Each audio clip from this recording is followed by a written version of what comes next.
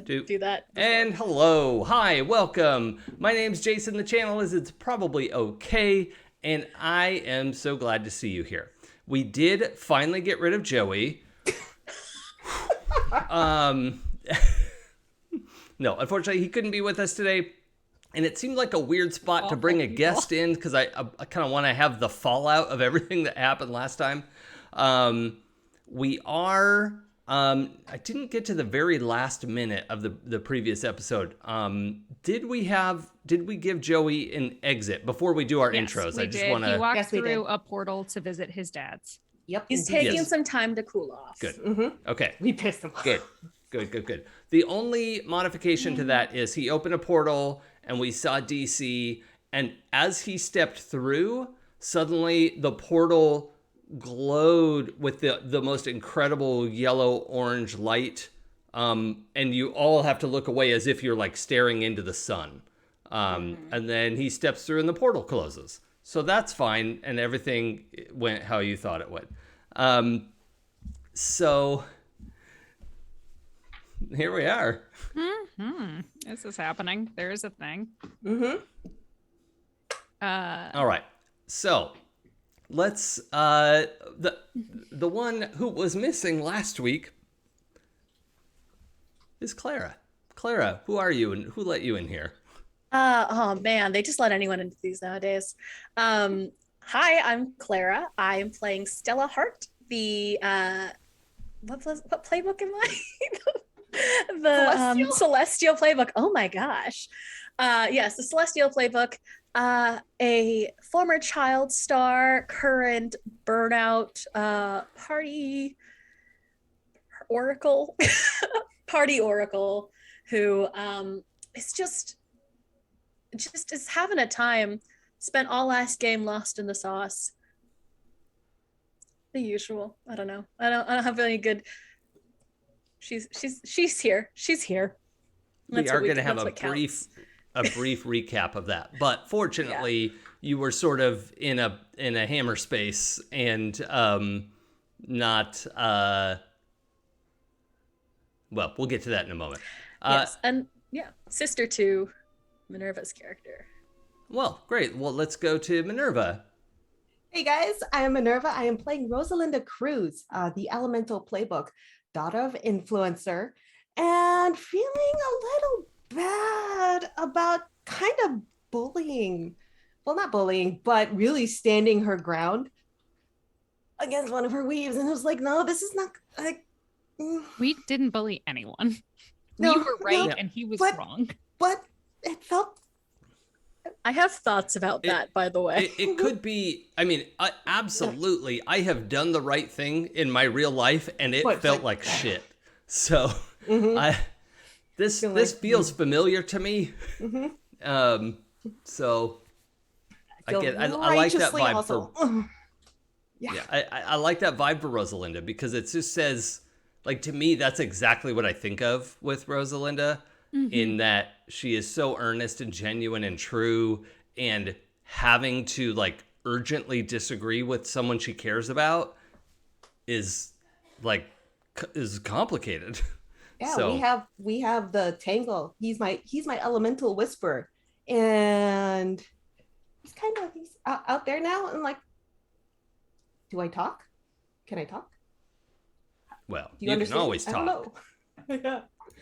You just had you were always relying on Lee when it was hard to express exactly what you meant. But let's talk to Pooja. Hello, I am Pooja, and I am playing Trey, the warrior daughter of books, the editrix, and don't you fucking forget it.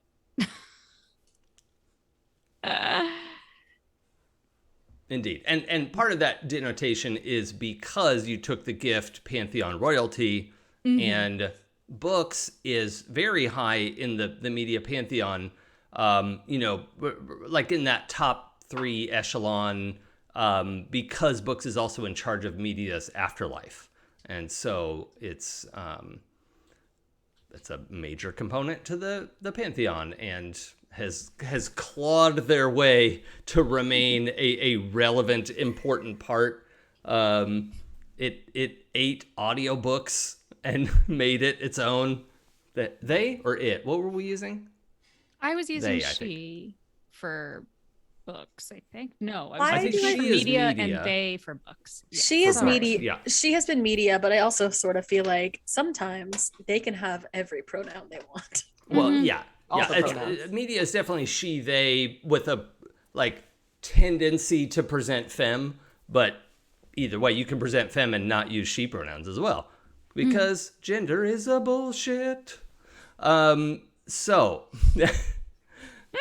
the more you don't. Oh shit, I want that on a shirt. So the last week culminated with, well, there was a lot of research and fufara and like exposed emotional moments. It was intense, but what it boiled down to was an actual face-off between Trey and Rosalinda on one side of like, we need to put this ley line back where it belongs. We need to repair this, make things go the way it's supposed to go, and not just take all this power for ourselves. And Lee was like, but what if we did? And through the course of the conversations and everything, it got quite tense in that Lee and Trey and possibly Rosalinda could have come to blows. It definitely had that sense to it.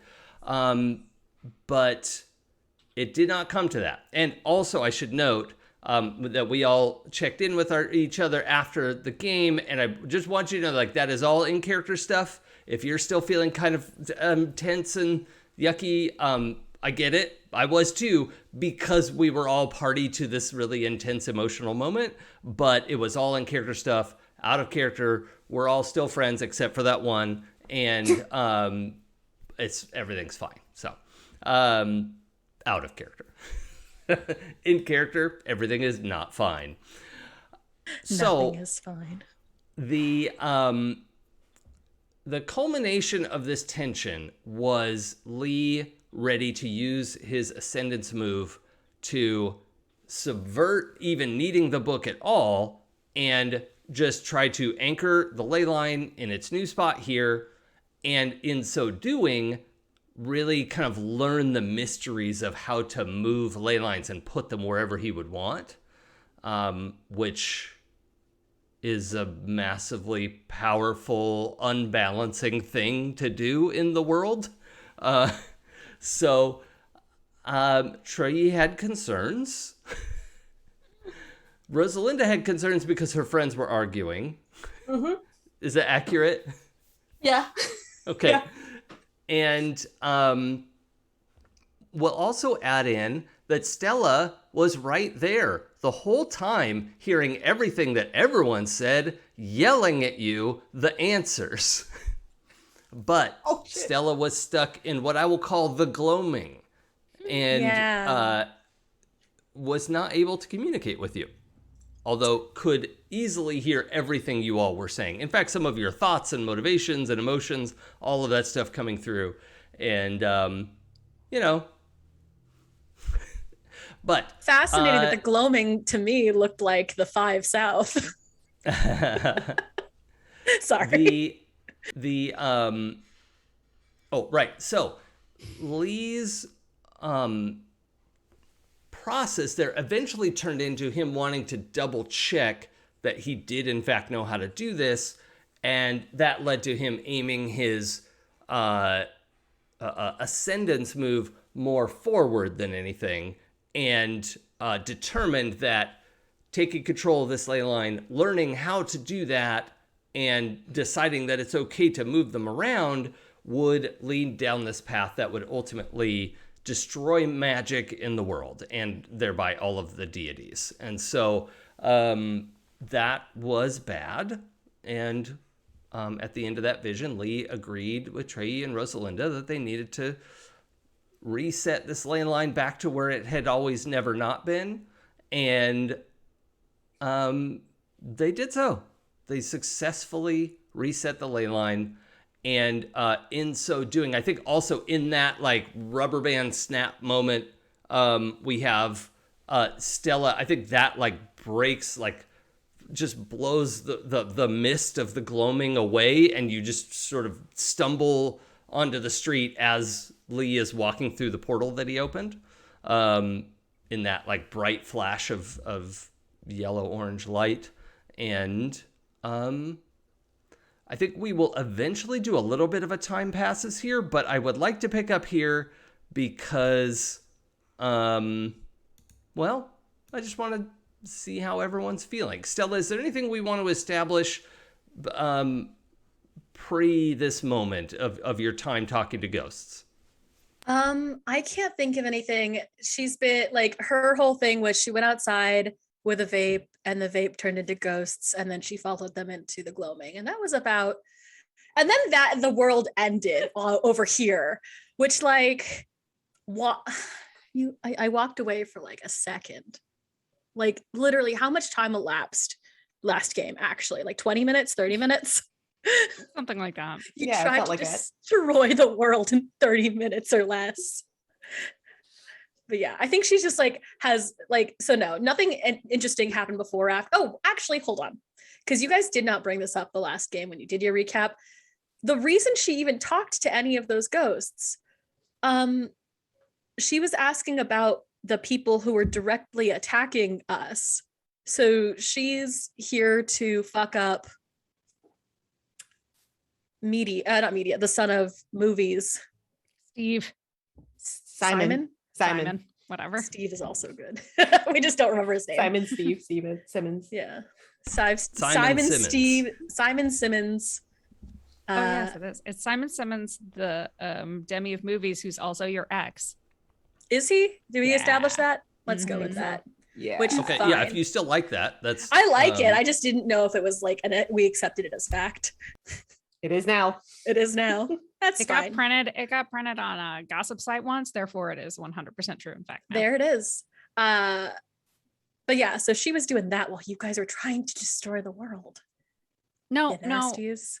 trying to keep the world from being destroyed because someone always thinks that they're right.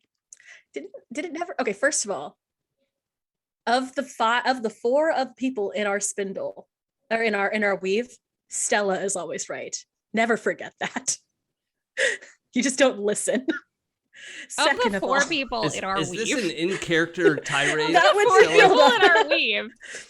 Rosalinda is actually the most likely to be right, and also the least likely of any of us to be listened to out of any of us, therefore making her Cassandra. This is backstory. This is like an argument we have regularly. No, Stella's always right. She just doesn't Okay, come out so, correct. Cute, but no. If we don't have anything previous to establish, I do want to just jump into this moment and whatever it is you want to establish through in-character statements and actions. Let's roll. Hell yeah. Wait, do I have to roll? No. Oh, turn of phrase. Is he mad at us? Is he mad at us? I think he's mad at us. I doubt it. He's probably more mad at himself I think he and needs his a dad. It sounds like, Yeah. I'm sorry to just jump right back in here, but Rosalinda, it seems like you're trying to pierce the veil. Well, at least I have 0 in judgment, so I don't have any negative on me now. Is that accurate? Like, does Rosalinda really want to know if her friend is mad at her? Yes, it's going seems like in a her highly brain. She wants motivating component to her personality. to know. And also Insight same. checks. Don't be mad at me. Please don't be mad at me. Not mad at me. I wish that wasn't also me, but here we are. 5 plus 2, that's a 7 plus 0 modifier. That's a 7. Hey, that's a success. So you get to ask 2 questions. I'm going to give you one of them, which is, what happened to this person recently.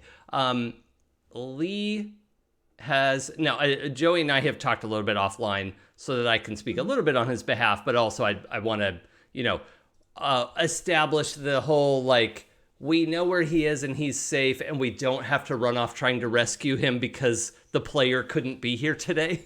But I also want to make this a thing. Treyi and Stella, what are your judgment scores? I should open that spreadsheet that 0. I made for us. I'm excellent at judging people. I have a 3. And my. I think my upper limit is 4. I could be wrong. Yeah, that sounds right for Celestial.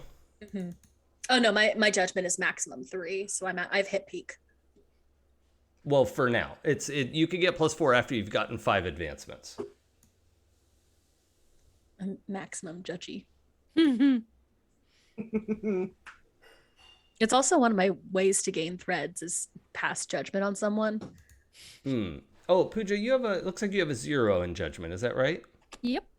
Okay, so I'm gonna leave Treyi out of this one for now. But Stella, you see Rosalinda seeing, like, beyond the, whatever this is. And Rosalinda, you have this experience of that copper cage that you built starts to crumble down it is like little liquid droplets, but they're not hot. All right. It's just cold liquid metal that is falling down from this thing that you created, and it's raining down. And in this, because it is metallic, you get this sort of shimmering reflective surface all around you.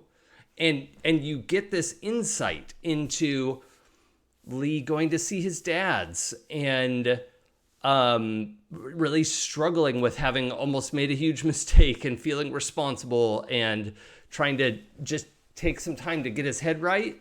And that's the little miniature vision you're given. You also have a second question to ask. How can I get this person to like me again? Oh, that's a great question. You can bank it for Joey to answer. No. I mean, Joey may correct me on this, but I think the answer is that you don't have to do anything because it's not that he doesn't like you. It's he doesn't like himself. And that's hard. But I think Rosalinda has some insight into that sadness and emotional turmoil.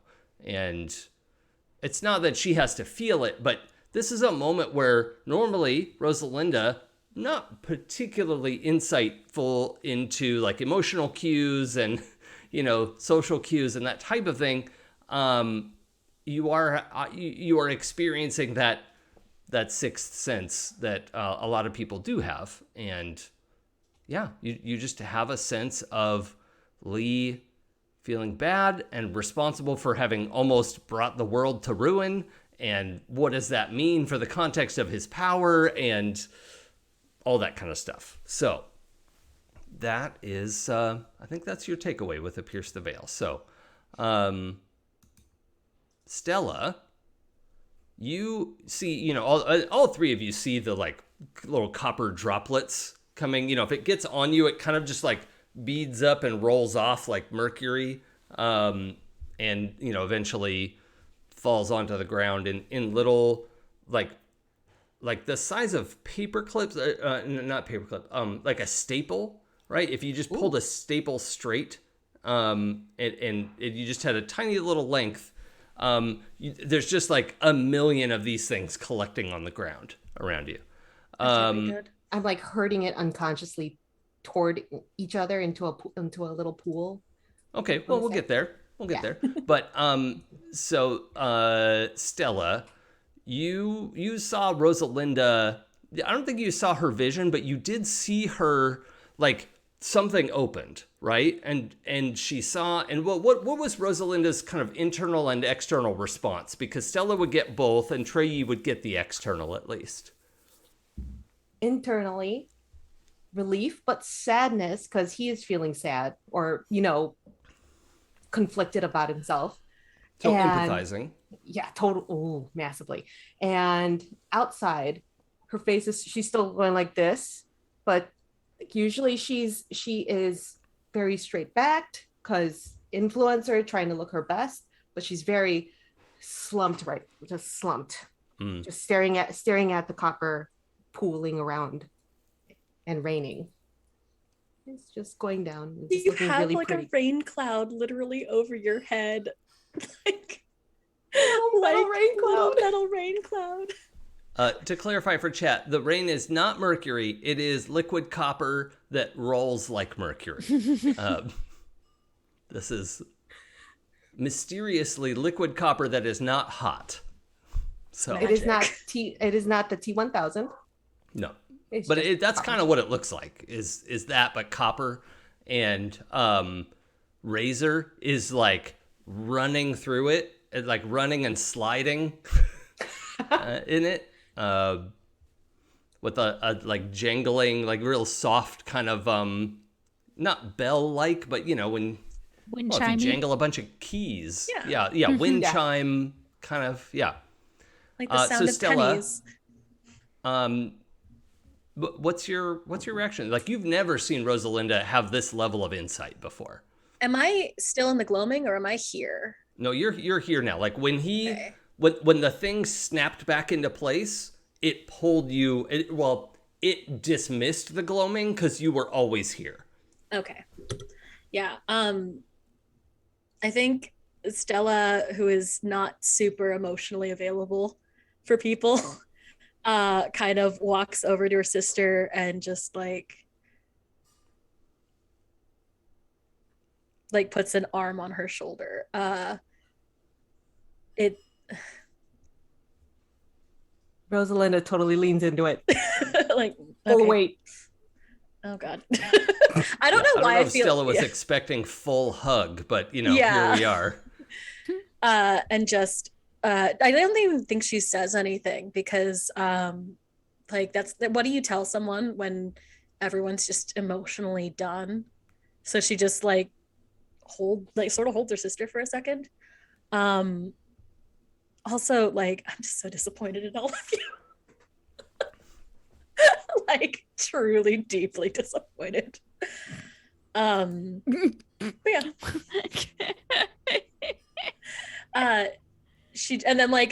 You know what? I think both Rosalinda and Stella are of Asian descent.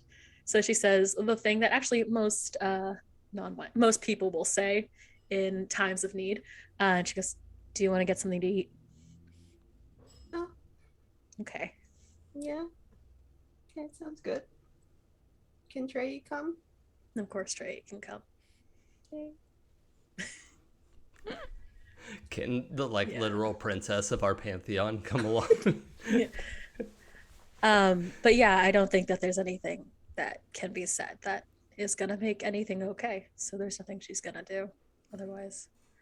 But yeah, she just like hugs her and that like not hugs, but like leans on her in that little copper storm.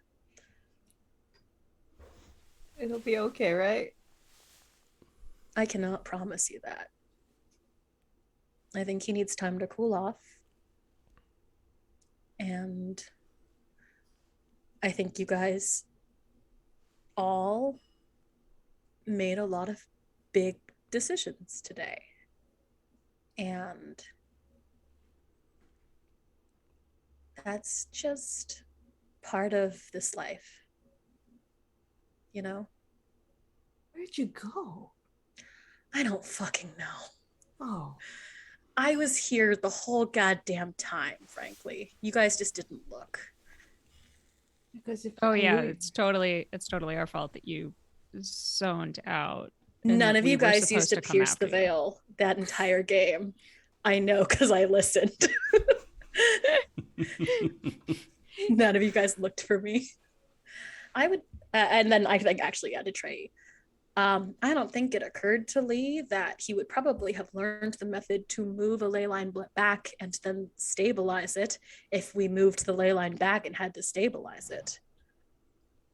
No, because he didn't actually care about that part. He just cared about being right and doing what he wanted, which is fine. Whatever. It's over now. I literally have in my tangles that Lee's ambition scares me. Like it's actually one of the tangles. I just yeah. Actually, what are we, 6 episodes in or something? Let's go over the tangles for the folks who are the understanding. We'll get Lee's next time, but just as a quick review, where do our tangles sit for now? On mine, I have Rosalinda has seen you at your worst, disheveled and confused. To be fair, I think a lot of people have. It was in the tabloids. But Rosalinda has actually seen the gross parts of Stella in the like, I hate myself. You've seen a dark future thread tangled around Lee. Yeah, we saw it last week. You were wrong about blank and you can't figure out why. And I think I would add that as Rosalinda. I think that Rosalinda sometimes comes off a little dumb and a little silly, but I think I care about her a lot. Mm-hmm. So I have you ache for Rosalinda, but you've seen what will happen if you reveal your true feelings. I actually want to change that, and I will DM Jason about that. Okay. And then someone in Trey's pantheon is plotting against them, but you don't know all the details. In fact, I'm working on it, and then I went into the gloaming, and then y'all tried to end the world. I'm not going to let this go yet.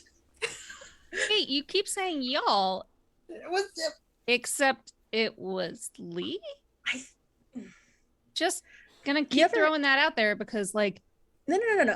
I'm not right very often, and I will not give it up once I am. Present speaker aside, one does not always manage... Like, one cannot just argue with themselves, especially to that extent. Don't actually know what that means. I think that you guys are both very stubborn people, and I appreciate it about both of you. But y'all need to learn how to talk to each other before doing things. Because that doesn't sound right. We were talking loudly. Yeah. Sometimes talking is loud. But we were, right? We were. Mm-hmm. No, 0 blows were struck. I feel like when you need to clarify 0 blows were struck, you're already not doing well. Like when you it's like when you have to say technically, you've already lost. There is no technically. It is an achievement for me. Mm-hmm. I am counting it as character growth. I'm very proud of you. Trey is counting it as character growth for herself. So, yeah, I will absolutely say that, besides like over the last day figuring out that I think I'm possibly made of paper now. Have you not always? No. Been? Oh yeah. Just wait till your first ascendance move. I used to be made of like flesh and blood and things, which I suppose would have been worse for me and everyone else over the past day. But now I'm apparently made of paper. But your scar looks pretty cool, Trey. Thank you. Stella just gives you this look like, haven't you always been made of paper? Am I? This is one of those times, isn't it? I've always would be made of paper. No, apparently it's I more was of always meant to be made of paper. It's more of a Stella who's constantly seeing everything. Yeah, I can't remember straight. There's a novel where they talk about someone's memory getting unstuck from time, and they sort of like remember forwards or back, like. And that's a Doctor Who episode right there. Mm-hmm. Yeah. Yeah. In the way I have it in my head is that Stella, in this game, pierce the veil is a move. You can see past the veil, et cetera, et cetera. For Stella, she's always seeing past it. The difference is pierce the veil means she can choose what she's looking at. Yeah, rather that's than like you're focusing. Yeah, focus in the veil rather than like. Okay. Is there anything else that needs to be said in this moment here in the road? No? Okay. The ley line's back where it belongs, and I haven't eaten all day. Okay, so I think we will lean into a montage of time passing. Couple things I want to establish. Because I have to go return this stuff before daybreak. Yeah. Shit. So what you're able to get that stuff returned. Rosalinda, what do you want to do with all this copper? She's thinking of hoarding it, keeping it Yeah. for her next thing, but maybe Well, she. you do have the ability to, manipulate it in simple ways. Mhm. Yeah. So if you wanted to make it more portable in some way, I was, I was thinking of making it back into a spool, a gigantic spool that looks like just like a big spool of like cat kibble, but it solidifies it, rolls it back up, undiscreetly just parks it on her hip, like she's just currying it around. Those people are never getting their Wi-Fi We're back. not getting their internet back. Then we'll pull square block. I wonder how much mass that is. I mean, you did stretch it out to be super thin because it wasn't a, what do you call it? It wasn't a very successful road. Was it not a good roll? It was the middle. It was the middle tier. It wasn't like 8-10. Yeah, and that was going to be an issue if something about the containment came up, but fortunately it did not. But it was never about its structural integrity, like to keep somebody from bashing it down. It was just about like creating this cage to be able to hang our hopes and dreams on. So I wonder if it's, I mean, if you wanted to make like, bracers and, lower leg, like shin guard, some variation of stuff here, I'd be open to a weird roll. But that's up to you. You could also just like scoot a pile of it off to the side or make a tangled up ball of it if you want. No roll for that. But if you want to get creative with it, that is your option. She's gonna spool most of it to bring back to her apartment for later usage. Yeah. But she's gonna make a little, because since poor Razor got a little whomped earlier from the light, she's gonna give a little jacket, make a little copper jacket for the little guy, little girl. It's a little mouse, a little jacket. Damn it. My captioner does not understand when I make my baby voice, and that's fine. That was so cute. The most. It's like, I'm sorry. Okay. Sorry, here you go. Do you like I don't me now? think we need to roll for that because the magic of Razor itself would help bolster your effort. So and she gives it a little bit of that, makes a little cheese copper thing for Razor to eat. does Razor eat metal? Now they do. Is that cannibalism? Well, I mean, we eat meat. Well, a lot of humans do. Jellyfish eat other jellyfish, I assume. I don't think that's true. I mean, that would be cannibalism specifically. So the question is, I don't think like, Razor's made out of copper. I think. Okay. That's the important bit there then. Yeah. Razor the mouse? Yeah, Razor the mouse. Not made out of it's holy like copper. Maybe yeah, an alloy. it's a hybrid alloy of some kind. Certainly. I love that mouse so much. Just definitely not copper. Not pure copper. Not pure copper, no. It's only kind of cannibalism. I'm not pure chimpanzee. I'm a little bit. A little chimpanzee on my dad's side. We also don't eat apes. What's that? Anyway. Yeah. Okay. Yeah. Okay. So, couple things I want to note with tangles. If we're going to change tangles, that's okay. That's part of our downtime stuff to consider. Reminder that the number of tangles you have with someone is the bonus you get to provide aid with that person. So, just be aware of that. Now, I'm kind of restructuring currently in the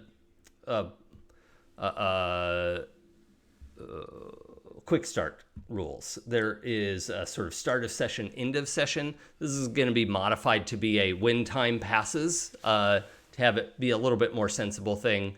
One of the things I want to establish is to see whoever you have the most tangles with is going to nominate something for you. So, Stella, who do you have the most tangles with? Rosalinda right now. Okay, so Rosalinda, you are going to pick one of the basic moves for Stella to mark. And she will gain a thread the first time she fails a roll with that move. So you may next not, time I use it. you could make it pierce the veil, but she's really unlikely to fail at that. So I really think of this as, what does Rosalinda want to see Stella do? Right? Smite your Does she want to enemies. see Stella throw a punch? You just said smite your enemy. Okay, done. I mean, we're gonna see Simon, so that may happen. I got bony little elbows. All right. So, Stella, just put a little check mark next to smite your enemies. And the first time that you fail a roll, you'll get a thread, whether you've Hell got yeah. doubles or not. If you succeed at smite your enemies, you don't get a thread unless you get the doubles like normal. All right. If you fail and get doubles, you get 2 threads. So that's fun. Okay. Trey, who do you have the most tangles with? I have 2 with each. Okay. Do you want to roll off or pick? Let's just say Stella. Go for it.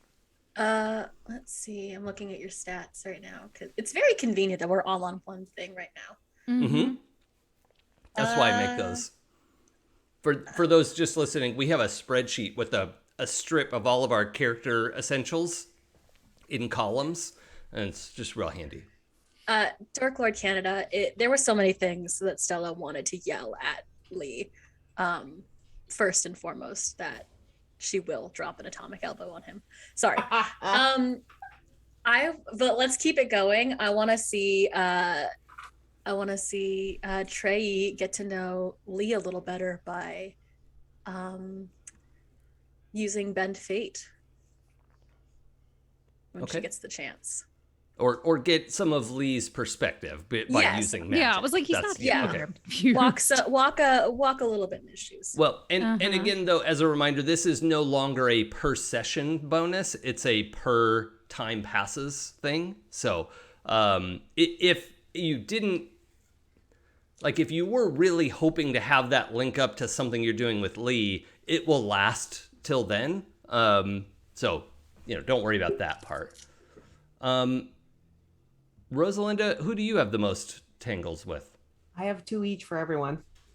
Okay, well, how about we have Trey pick, since she hasn't picked for anyone yet? Yes, please. Okay. And then, so I know you have 0 judgment and how's your metal? Very good. So metal. So very metal. Yeah, she's like literally super and metal. figuratively. I'm trying to, I don't have the thing open, and I should have, but I got really into listening to what y'all were doing instead of Her paying attention. judgment is the low one, I think. I just updated that to 0. Awe, judgment, and weird are 0. Are all 0. You boosted. I did the last session. Because I got a little bit better about that. Rosalinda's learning. You know what, though? I am going to say that I think that you need to, I want to see you, like, stand behind the courage of your convictions and sway someone. That's definitely not what started this whole thing.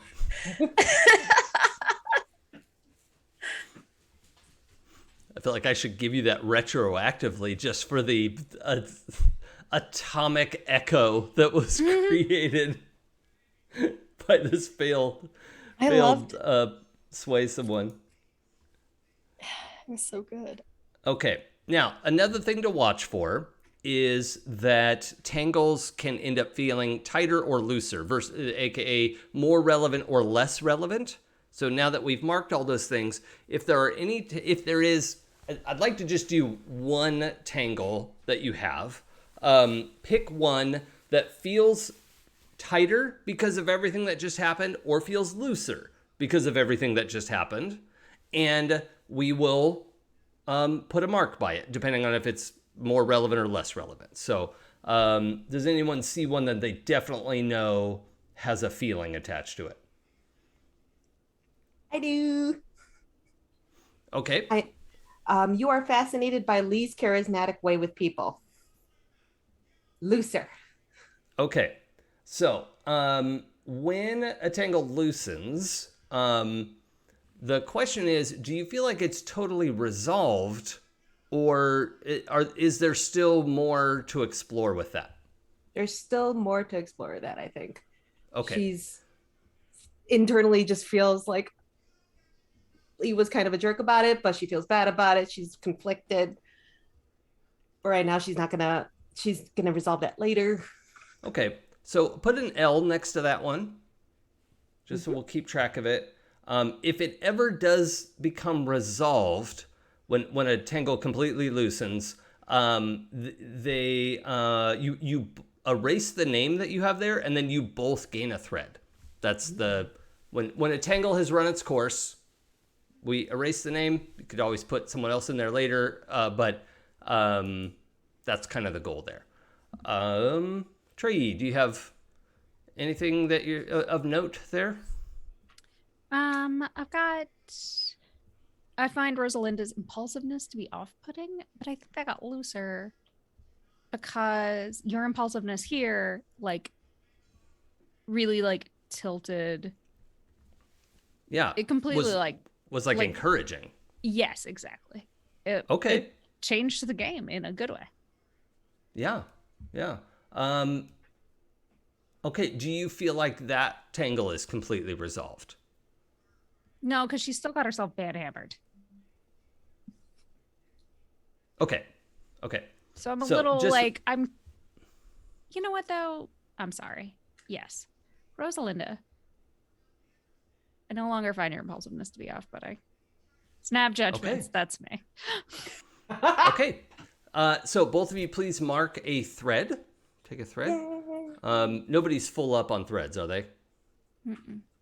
Two more. I did one more. I should message you about what I took at the end of the last game. Oh, did you message me?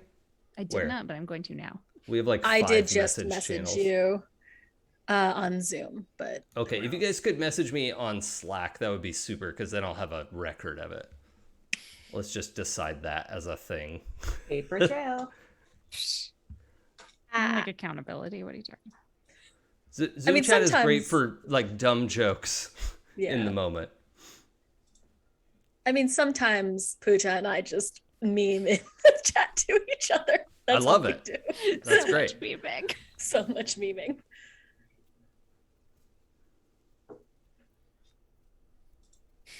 I have a best sister and I have a new best friend. Trey's my best friend. I love this like night of optimism, a faith, and night of resignation thing that Rosalinda and Stella have. Mm-hmm. Yeah, 'Cause- yeah. I know. I'm really enjoying that too. Actually, the progression of the characters is something I really like to see. Oh, that's perfect, Pooja. Okay, that's fine. What'd you take? Don't put that in the spreadsheet until you use it the first time, because I think that'll be a fun reveal. Take. Okay. Be sure to use it this session, please. You say as I am the first, like I'm the last person to have some kind of like backdoor deal going on with Jason. Yeah. That Yeah, didn't sound but- right when I said backdoor deal, but whatever, it's fine. It's I wasn't immortalized. gonna say anything. It's that one Why is. does it always like I always not realize for me. like Character 3 right now. seconds after it comes out of my mouth. Immortalized on the internet. Retroactive, that's what she said. There. Yep. Okay. Thank you. All right. So, Trey, you have spent your threads. You just got one more. And as just a reminder for everyone, the second that you hit 5, you have to spend it. We gotta like pause the combat or whatever it is that's happening and spend it. So, Hold up, I got cool. Yeah, basically. but that is the spirit of it in that because you also can't bank a 6th one when you're there. And it creates this tension of, if you have 1 through 4 threads, you can spend them one at a time for any of those thread benefits.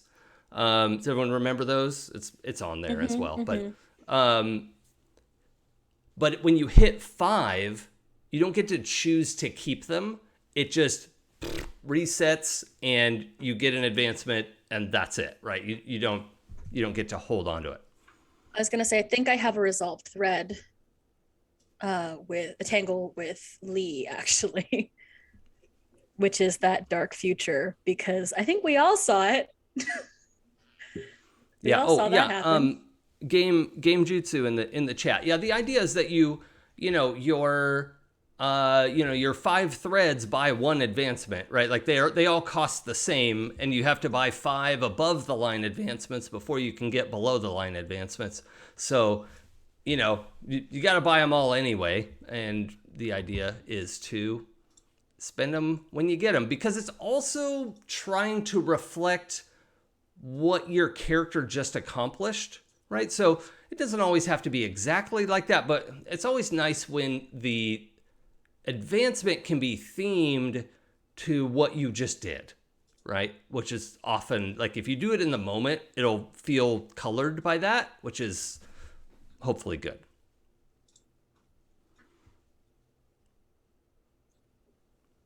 Interesting. They were saying they wanted to save it to get 2 at once, which, like, I don't know, sometimes you wander around with a useful skill for a while.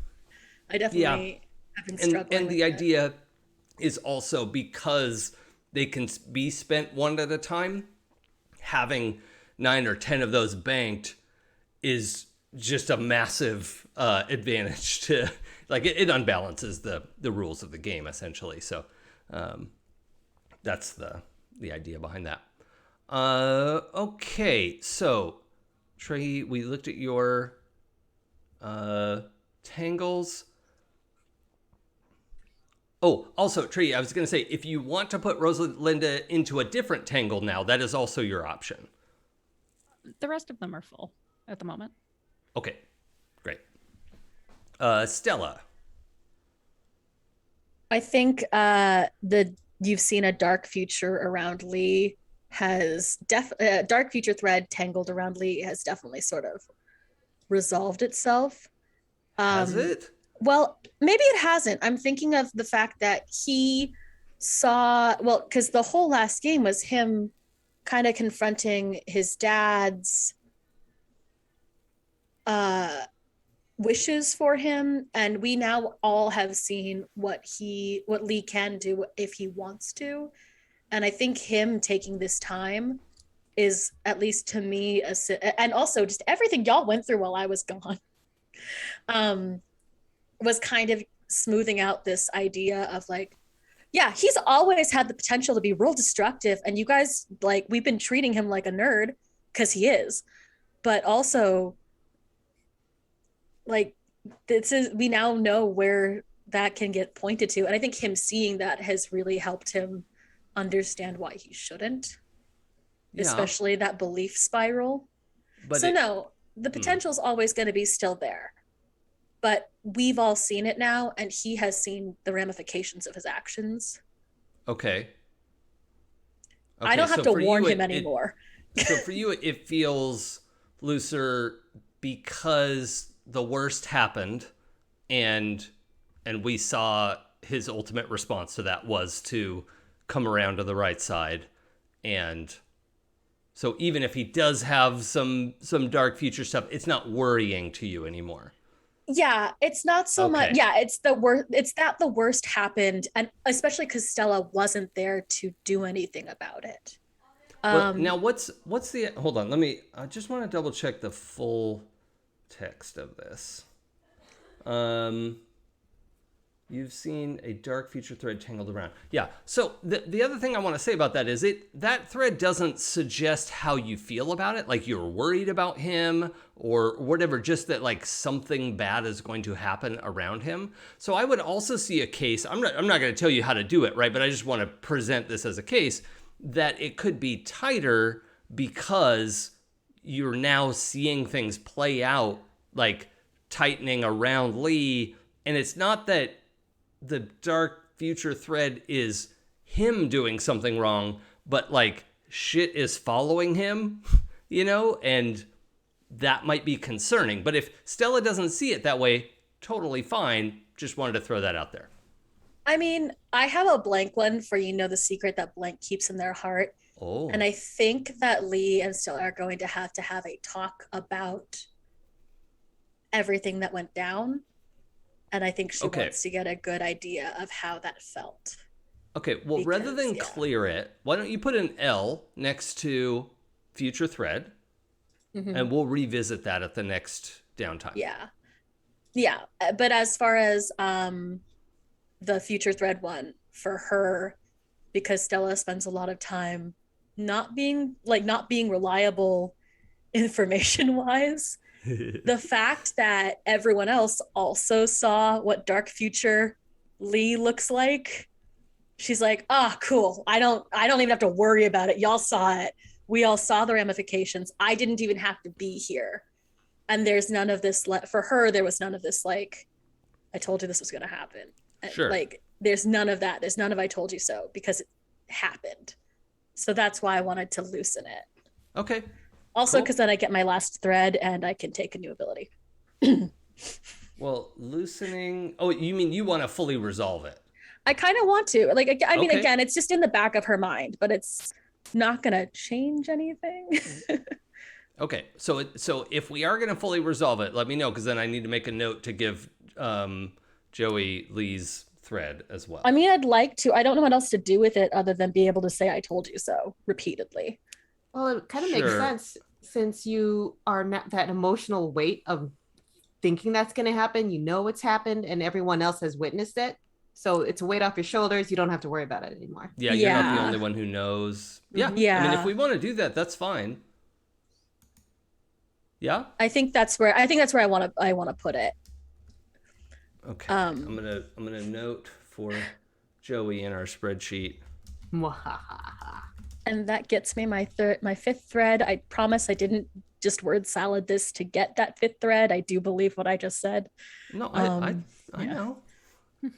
I feel like I need to clarify, because I am not a munchkin. I just act like one.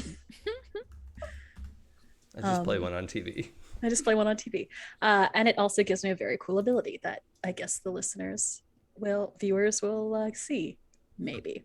Well, is it something like, is it a gift or something that would be immediately obvious, or that we need to work into the story? What we talked about this. You and I talked about this. It's the is it in Slack?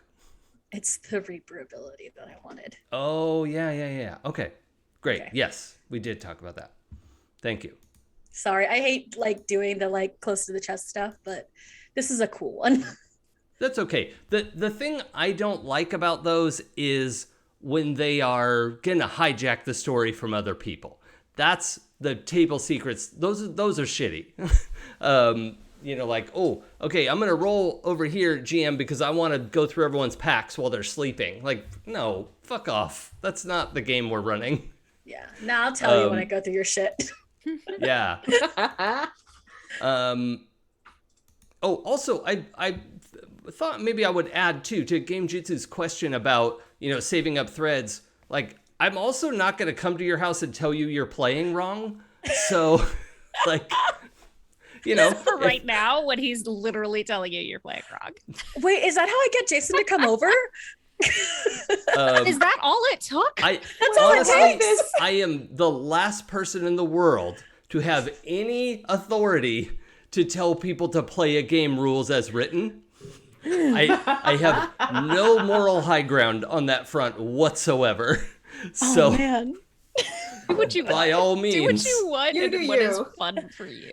With apologies to Traveler. Yes. No apologies to Traveler. The space combat sucks.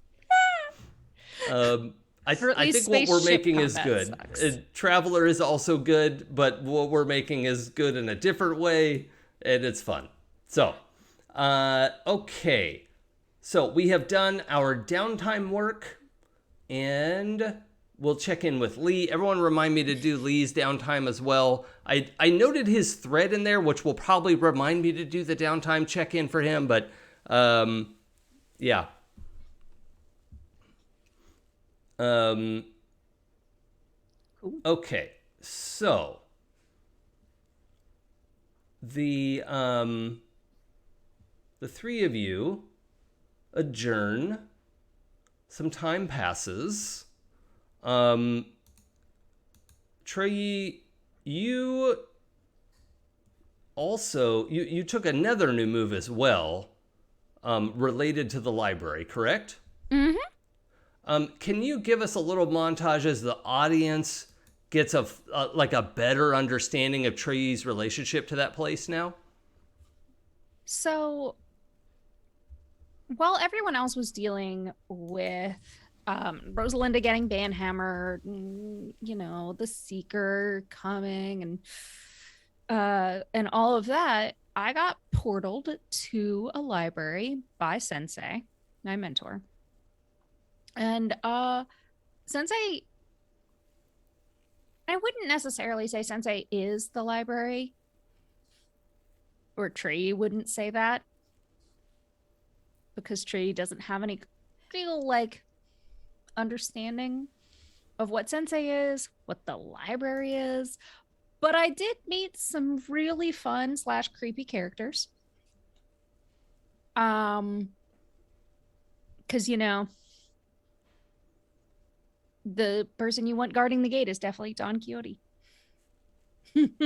Yes, he's perfect. How dare you? And when Sensei gave me the book and the scroll / pool of light to bring back and fix the ley line, I was granted access to a workshop, which, is a vast library that is hidden and mobile and very hard for me to get to. So when a workshop, particularly in the case of the artisan, it's a move from the artisan playbook, is mobile, typically that means the artisan has come up with some fantastic way to, like Mary Poppins bag and walk down into it, or open any door with a special key and it opens up into your workshop and then you close it behind you. Maybe it's even built into a van and it's literally mobile. What does mobile mean to Trey? That she can get to it from anywhere? I can get to it from anywhere, but it is basically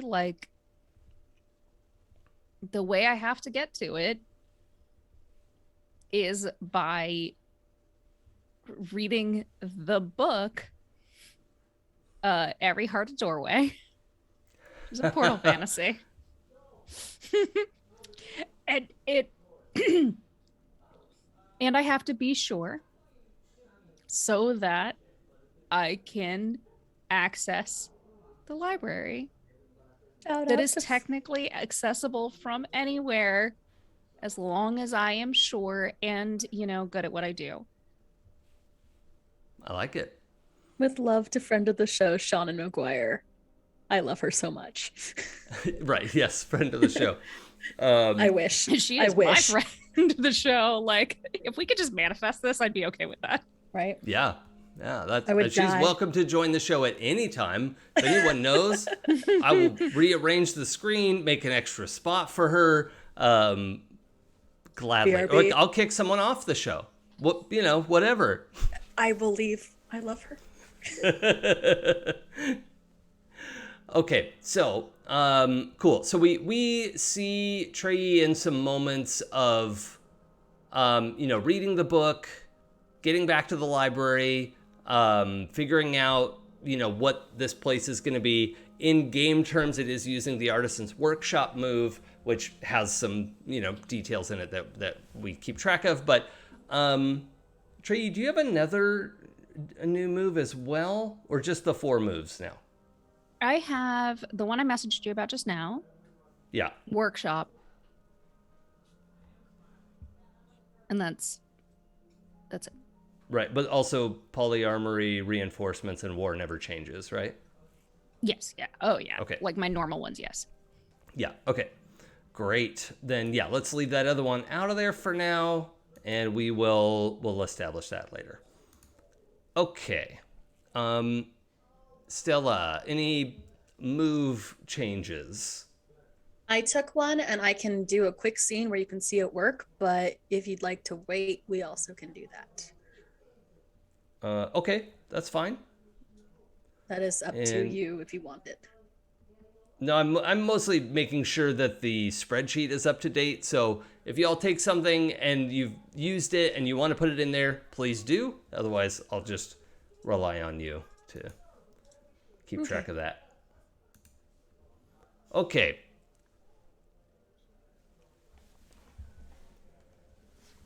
Oh yeah, Game Jutsu. Polyarmory is probably the best feedback on a move I've gotten about the whole game. It's like definitely the number one favorite choice. So what does it I do? also like it. What is Nearly polyarmory? anything is a deadly weapon in your hands. Oh, I love it. Yeah. And since I have an epic melee weapon, anything I pick up will deal 4 harm. Holy shit. shit. Yeah. Yeah, like a business card or a pen or, a baseball bat, like that's a more traditional weapon, but whatever it is in your hands, it's an epic weapon. And I think it does note in there that, like, if you do pick up a baseball bat and it does epic weapon harm, it's probably only going to do it once and then break. It'll it's go still, out in a blaze of glory, and I could grab something new. I am only a bat. You destroyed servant your ultimate purpose. Apparently, I'm the Borg now. Excellent. Truly excellent. Awesome. Yeah. Well, I'm glad people are enjoying it too. That was a real fun one that, like, I knew what the move did before I thought of the name, and through some, various friends suggesting things, that was the one that came out on top, and I'm just so happy with it. It's my favorite for a myriad of reasons. Yeah, I wish I could take just full solo credit, but it was definitely a brainstorm source. So that's all right. We credit the hive mind and our friends. So I will say at that its one of best. the other I'm sorry, Dork Lord Canada just yes. Yeah. Yes. Yes. Please, I just Dork want it. Canada, I want it. if you would please contact representation for those folks, please get that ball rolling, and we'll be happy to host them here. I mean, Shannon plays. It's not like she doesn't. She plays and she knows my friend's parents. Hold on. Oh, I didn't know that. You got it in. Cool. All right. So, Rosalinda, any time passes things that we would see Rosalinda doing over the next couple of days? She makes a couple of metal sculptures. Okay. Eats a lot to get over this emotional turmoil that she's going through. Oh, yeah, that's real. Yeah, and she uses that copper just to make a couple of sculptures just for funsies, just to Sure. get that through. Eats to compensate as well, in a nice way. Mhm. But she texts Stella occasionally. It's like, how you doing? You okay? I'm okay. Are you okay? And also Trady. Just through DMs individually, just to make sure that she feels like they are feeling the same thing that she is, or not. And I will say, over the couple of days, I don't want to say exactly what Lee would say, but you do get check-ins from him, right? He hasn't just vanished. It's like, look, I'm taking some time, whatever. He says, like, I really appreciate all of you so much. I'm in love with Trey, and I'm afraid to admit it. So I'm just taking some time to admit my feelings to myself. And, sorry, trying to get Joey in trouble. Yeah. But no, he does have some legitimate check-ins, and you're all aware of, like, okay, well, he's out in DC or somewhere. and is doing stuff with his dads. So that's yeah. Oh, instead of actual text, she's just sending animated gifs of sending e-hugs, loading now, basically of that nature. Mm. A lot more to Stella, just because she has that in, but some to Kay and some to me. I think at some point Stella does point out to Rosalinda, like, we would know if he died. Like we would know. Absolutely know. Okay. I figured. I know that death is not what you were worried about, but like Now it is. Mhm. Thanks. All right. So, however, over the course of these couple days, I imagine you're wanting to poke around and see what you can find out about Simon Simmons or the movie Pantheon. I mean, not Pantheon, but there is a celebrant, which is a sort of sub deity of media, called movies, and each celebrant kind of has their own domain in the media, like afterlife plane of existence, right? Like part of it is afterlife, part of it is just a giant endless studio lot, and movies is a big part of that, right? Like it's arguably, it's also that top echelon, right? Like movies, books. Let's see, what else would the top ones be? News, 24-hour news is a just ridiculously popular and profitable enterprise. So, and to be clear, the Herald, is not saying 24-hour news is a good thing in the world, but it is powerful and commands attention. So that is enough to become a deity in Demigods. There are a lot of times when people are like, what would you wish for? Blah, blah, blah. And ever since I was a kid, I have thought about the things that I would wish for, like if I were to encounter a genie, because We've I'm had that this kind of conversation. I person. remember. I don't think on air, but I remember talking to you about this. Yeah. But one of my big ones is definitely that 24-hour news would never have existed. And that the other one is that Upworthy would never have got on.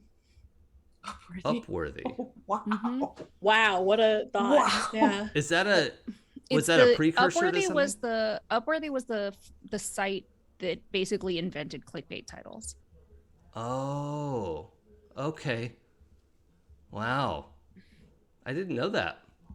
I thought it was TMZ, honestly, beforehand. It was a whole thing where they would do these little viral clips and people would go vote, but it was what made people realize that clickbait titles were the way to garner attention and whatever and engagement. So yes, those are a couple of my top wishes, which is after you get your basics out of the way. Sure. Yeah, imagine if they could only say true things on the news. Not opinions. Right. Well, imagine if opinion shows hadn't been cleared to be called news. Yeah. Oh, yeah. Or have an opinion show. That's fine. I don't have any problem with people expressing their opinions, even when they're dumb. But you can't call that news. Okay.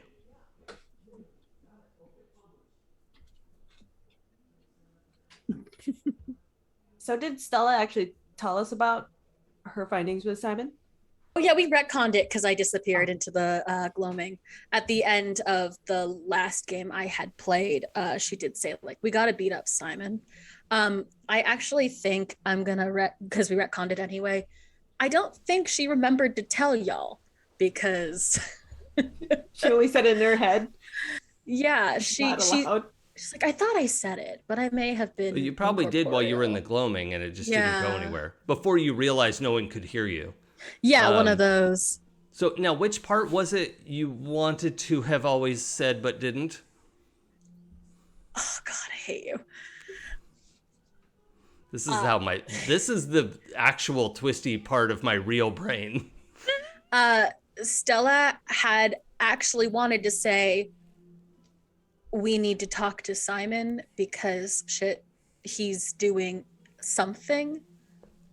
Um, for her, that's that tighter thread actually, is that someone in our pantheon is coming after Treyi, which makes Okay. sense. But she never really got to say it. Right. Okay. Cool. And of course, to be totally clear, and something you all would know is movies probably has many demigods, right? They are. I don't know if we decided what movies looks like. I think I had some notes about at It's least that like mashup of all the Chris's. gender presentation or something. Hold on, let me see if I can find my notes real quick. All the Chris's, including Pratt, including Do we have to have Evans. Pratt? It's nice. There is one floating around that like is just a mashup somebody did of all the Chris's into one Chris. Really Oh no, horrifying. really? Yeah. That's epic. Let's see. Which one of these is... I get lost in my own versions of things. Right? I love the find the real final draft, and it's like Demigods final. Demigods final 1. Demigods final for real this time. I'm not quite that bad, but yes. Okay, no, that's the Science Pantheon.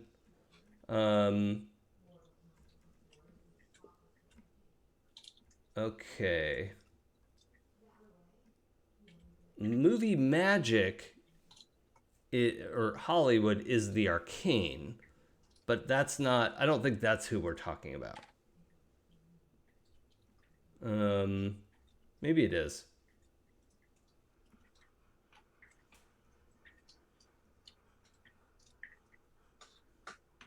Can you guys hear me typing, by the way? A little bit. A little bit. Hold on, I will. Oh yeah, okay. It looks like that is who we're talking about. So the arcane of the media pantheon is called Hollywood, and they appear as an androgynous person in a head-to-toe green screen bodysuit. That's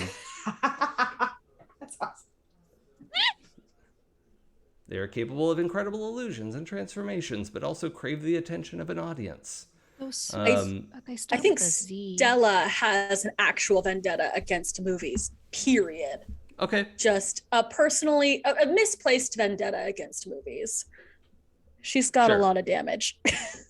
Yeah, and as a reminder, these deities are not the deities of good movies or good books. They're the deities of all movies and all books and all tutorial videos, right? That's one of them. The Artificer is tutorials. So Hollywood or movie magic or whatever we're calling them is not about the true like art and the craft of making a great film, right? That's not that's like a little part of who they are. So, but yeah, it looks like they do use they them pronouns, so that's what we'll do. And they probably imbue demigods via adoption, spiritual adoption. Because I don't think they're a sexy times deity. I don't know. I watched The Room. They have a lot of sexy times in that movie. I'm just saying, like, what? I mean, a large part of movies is porn. Yeah, I was gonna say, does porn casting count? couch? I'm sure it does, but I think the celebrant itself is not any particular type of movie or genre, and is more the like just clamoring for attention. So I'll give some thought to that. But either way, we know movies has a number of demigods around the world. Because of course I think a lot of that would apply to media around the world, right? Like lots of different places in the world make awesome movies. I think I saw that Bollywood has more movie revenue than Hollywood does. I'm not sure if that's totally accurate or not, but like That's believe it is. They also make more movies by right. Oh, that's what it was. They several make more times. movies. And that's I- just Bollywood, which like only covers kind of like central/northern India. Right. There's a whole different deal when you get into like Tamil movies, and there's different like Hollywood-esque. There are Sure. different movie centers all around India, is what I should say. Yeah, and then there are movie centers all through China, and different parts of Southeast Asia have some really strong. Yeah. So anyway, the point is, it's all over the world, and they have demigods all over the world. So just like books. So that's just good to have in my head. What?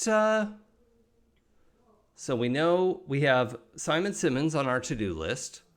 No, don't do Simon Simmons. Well, sorry, I had to say Again. don't do Maybe. it again. Backsliding happens, friends. Sorry. I mean, enemies to lover is like a very popular trope. Yeah, especially lovers to enemies to lovers. I will figure out why we broke up, but it probably was for dumb reasons. Not even dumb reasons, just reasons. I don't know what it says about me that Mr. and Mrs. Smith is one of my favorite movies. Even if they weren't totally sure what kind of movie they were making, I enjoyed watching it. So I am also queer. Like, that's what it says about me. Yep. So Anyway, yeah. To me, it kind of says denial ate just a river in Egypt. yep. Queer we are. So let's have the three of you getting together somewhere. Where would I think Stella has the most information and is maybe a couple days later realizing like, oh, why aren't we talking about Simon? Like, oh shit, they never actually heard me saying that. Yeah, I think, can I actually roll a Pierce the Veil to, God, wouldn't it be great to have used the ability that came with your playbook that you didn't take, Clara? Can I Pierce the Veil to spy on people? Is that a thing I can do? Pierce the Veil is a kind of a localized event, Okay. typically. So if you want to go somewhere and try to divine something about that location, sure. Yeah. Oh, this is gonna, okay, you know what? I'm gonna do something even creepier if you'll let Oh me. God. Well, let's hear what it is.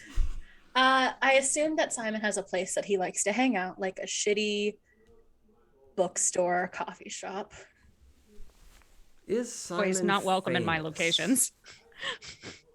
Can I follow him on social media? I think so. Like, I think he is kind of like a low-key famous executive producer type. Oh, You know? I really hate him. Oh, I hate him so much. Like just in the rafters of all kinds of movies that are happening that things that he wants to see happen that he believes are advancing the goals of Hollywood. Or well, see, I'm gonna have to go and edit that away from being called Hollywood movie magic because it's that makes it centralized Western too much. So we'll end up just calling it movies, I think, but or movie magic. I feel like he likes art house movies, and he likes producing those, and those are hit or miss. Yeah. Mostly miss. Mostly miss. Yeah. Yeah, he's like best friends with Quentin Tarantino. He says he is. They talk about feet a lot. Is there a place that he frequents, though, that we can agree I might know about? Yeah, it's this little coffee shop that you've never heard of in Silver Lake. So Continue. You're fine. Everyone's fine here.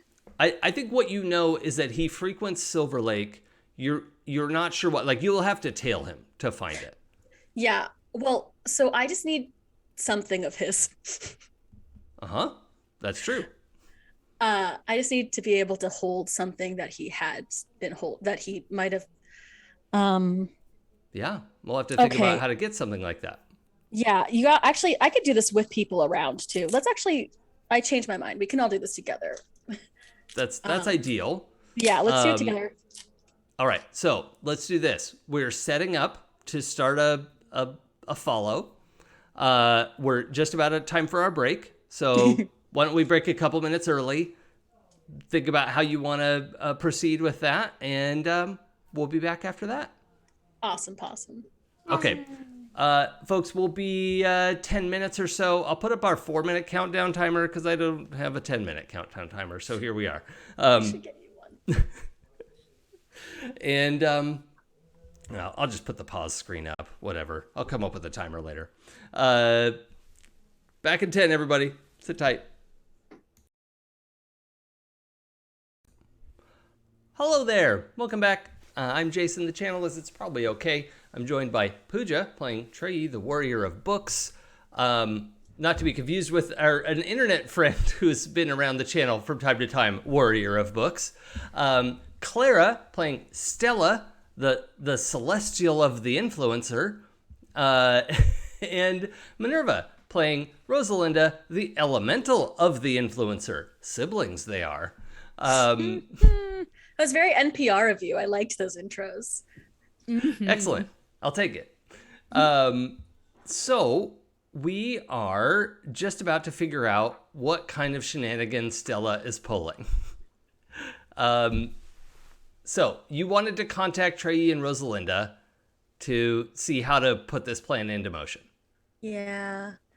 I was deciding how toxic I wanted to be to my character because I'm a mean person who does mean things to my fictional people. And we've established that Simon is an ex. And casually, we have established that backsliding is a thing that one can do. Yes. And if left to her own devices to investigate a shitty person, which is sort of what the Celestials do, I kind of think she would, because she wants to know what he was up to recently-ish. I think if I could get a jacket of his, if he has or car keys. Yeah, anything that is somewhat important to the subject is, so like not a, valet stub, but, Yeah, I think, I think Stella is going to try to catch him at somewhere he frequents and borrow a vape. So how do you know where because you all went out. Yeah. Okay.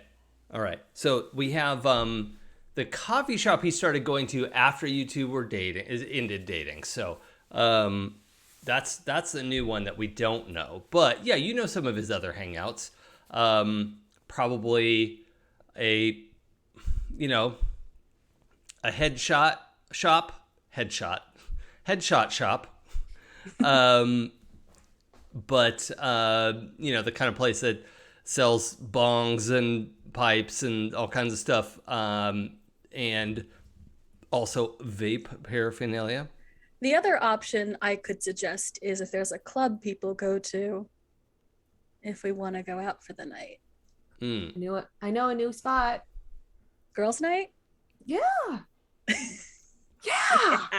If there's like a grand opening that's hard to get into, he would want to be there for sure. That's like catnip. I think that would be fun. Can I spend a thread to say that I'm on the list? Or pen fate? Let's see. Spin thread is a minor modification to a scene. And actually being on the list is a function of someone's move from the Muse playbook. So I can't do that. But if you want to bend fate, yes. Yeah. I love it. And I love that you're using weird. Which is 0. Awesome. Okay. Do I need to choose anything beforehand? No, that's Lee's thing. Lee's spellcasting has to do that. All right, here we go, guys. Do it. Yes, we have a 5, and we have a 6, and we have a 0, which is 11. Whoa. On the list. Oh, we're Okay. fucking on that list. All right. Now, was one of your gifts involved in this, or are you just working some wild magic here? I am replacing everyone else's reality with my own.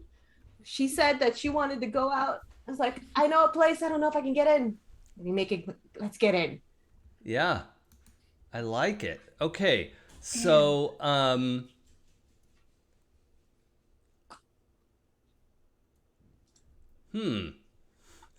I don't really have a boon for this. I'm trying to. I mean, it seems like a reasonable use of bend fate. Oh yeah, they got to choose stuff, don't I? Normally, it's to juice up something that your gift does, but yeah. I mean, maybe just you do something beyond your normal limits is fine too. I don't see any of your gifts that would make this likely, or be a likely candidate in particular. I inflict harm on one random person on the list who has the bump, and that bumps me up the list. Oh, You all gave right. someone food poisoning. Yeah, somebody gets like a bloody nose in line, and they bail. I like that. Excellent. Yeah. Okay. So, what's the other one you want? Oh, I got 2. Oh my gosh. Are our harms all healed up? I'm glad you asked that. If you had 3 or less harm, that would heal up when time passes. If you have 4 or more, you need magic or medical attention. Was anyone 4 or more? Ah, dang. Okay, fine. Okay. All right. Oh, I would like to give Stella Fate's favor, por favor. Why? Oh, Because- interesting. How do you imagine that manifesting? Like, what part of your manipulation of reality gives Stella good luck? I'm sorry, I put a filter on you, Stella. You're glowing. Your hair is awesome. But it's actually Amazing. good. It's Stella. just a good Super- it's- look. Yeah, and I it's, like it. Yeah, I think On you the all get cameras. in, and Stella, you see the like mirror by the coat check as you're going in, and you're like, oh damn, I'd hit that. I still got it. And then Rosalinda, as we're going in, what bane do you want? Mm, Something worse. something bad finds Something me. finds you. Something Really? bad finds me. Yes. It's such a you've got 3 people, a game of 4 people who love consequences. Like, you knew what you were getting into. Okay. I like bucket around. Duly noted. So the 3 of you make it into the club. It is a let's see, combination. How can I make this the worst possible thing in the world? It's a combination gastropub oxygen bar. I'm taking psychic damage and there wasn't even a pun. Those are like the 2 worst things I can think of.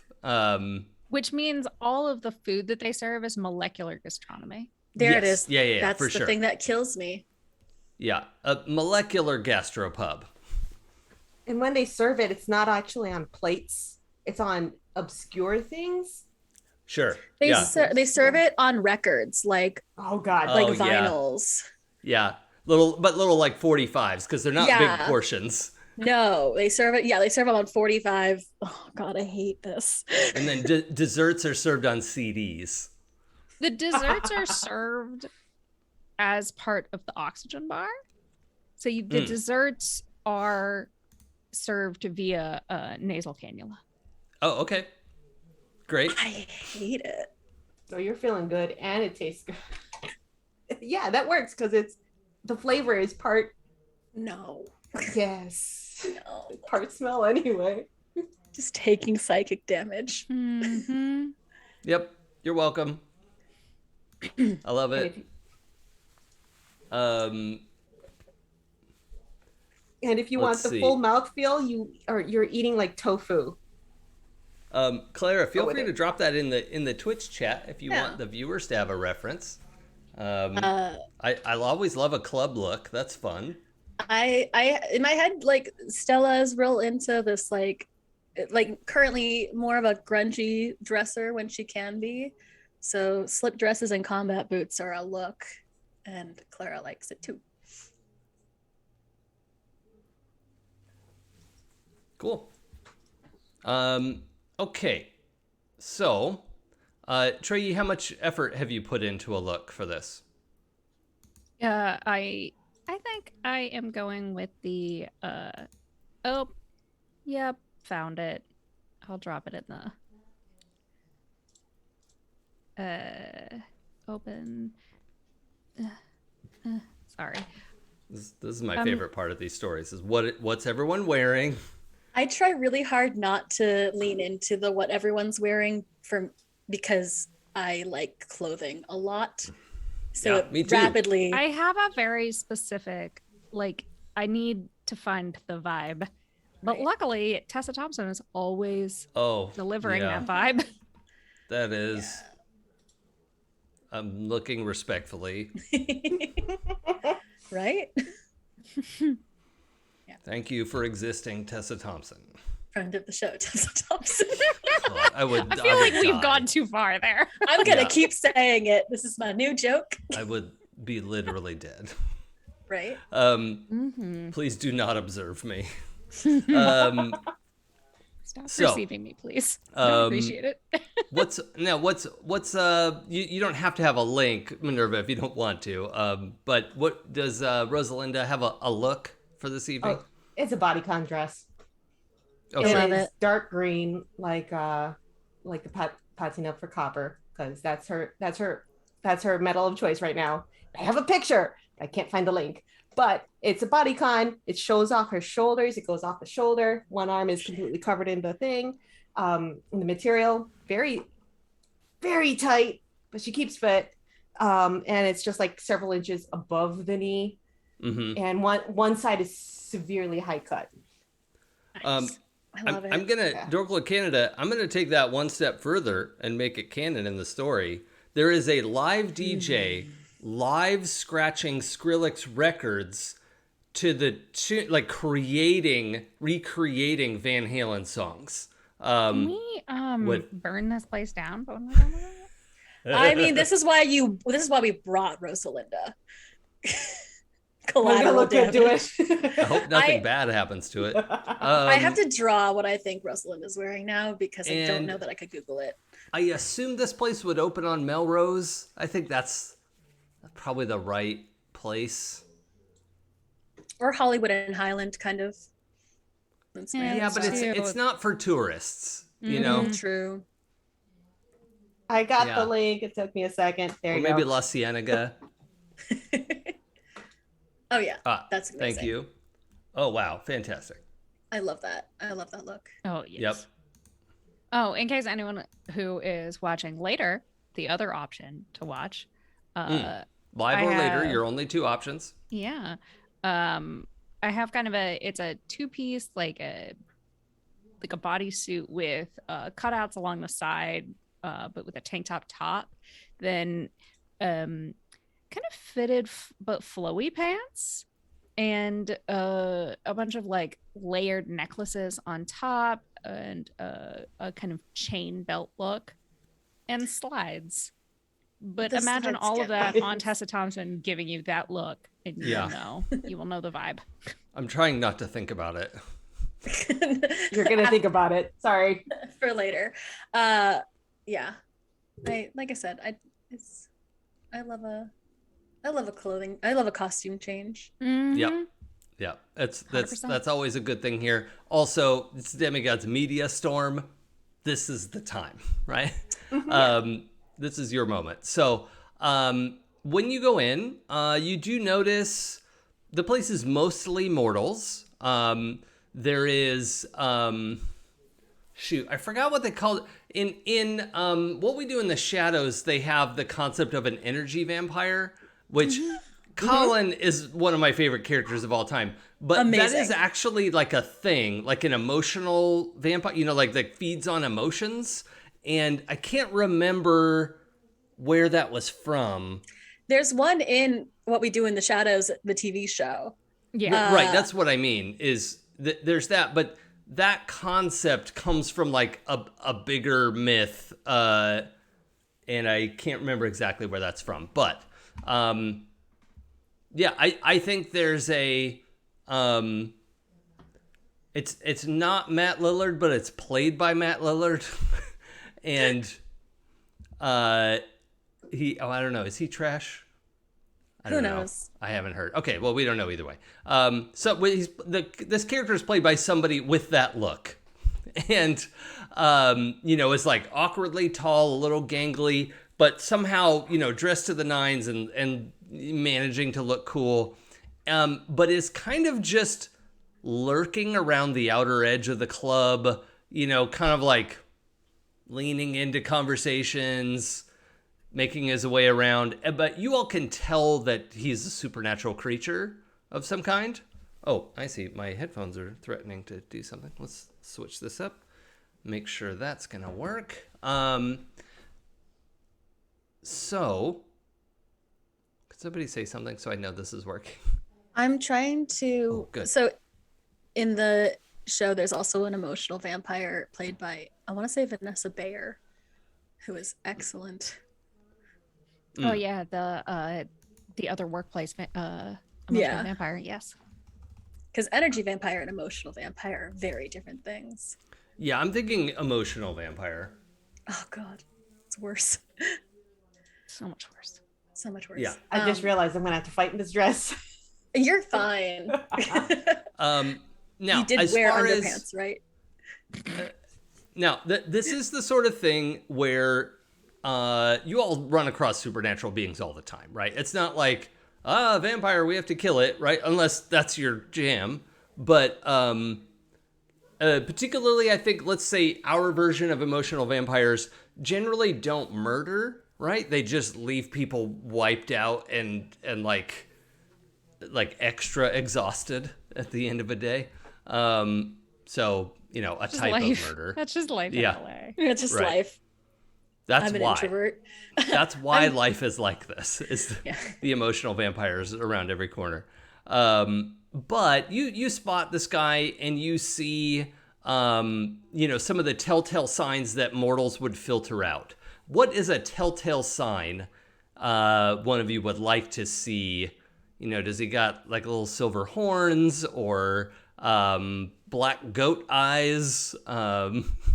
What's something you would like to see? It can't be that he's like 15 feet tall because he's in this building with us, but I'd like to think he has a weird antenna going on coming up from the top of his head. just Just one. receiving. Oh, like maybe Yeah, like one. the anglerfish kind of thing. Yeah. Oh gosh, yeah. Okay. Ooh. Yeah. Yes. And he's Yeah, just and I think and he I think also has the even, teeth. yeah, he's got. I was gonna say he's got like kind of like real full lips that mostly he's just smiling with his mouth closed. But every once in a while you see that the teeth exposed, and they are that like interlocking, like long pointy teeth, not the jagged shark teeth, right? But those like long needle teeth. And Nosferatu.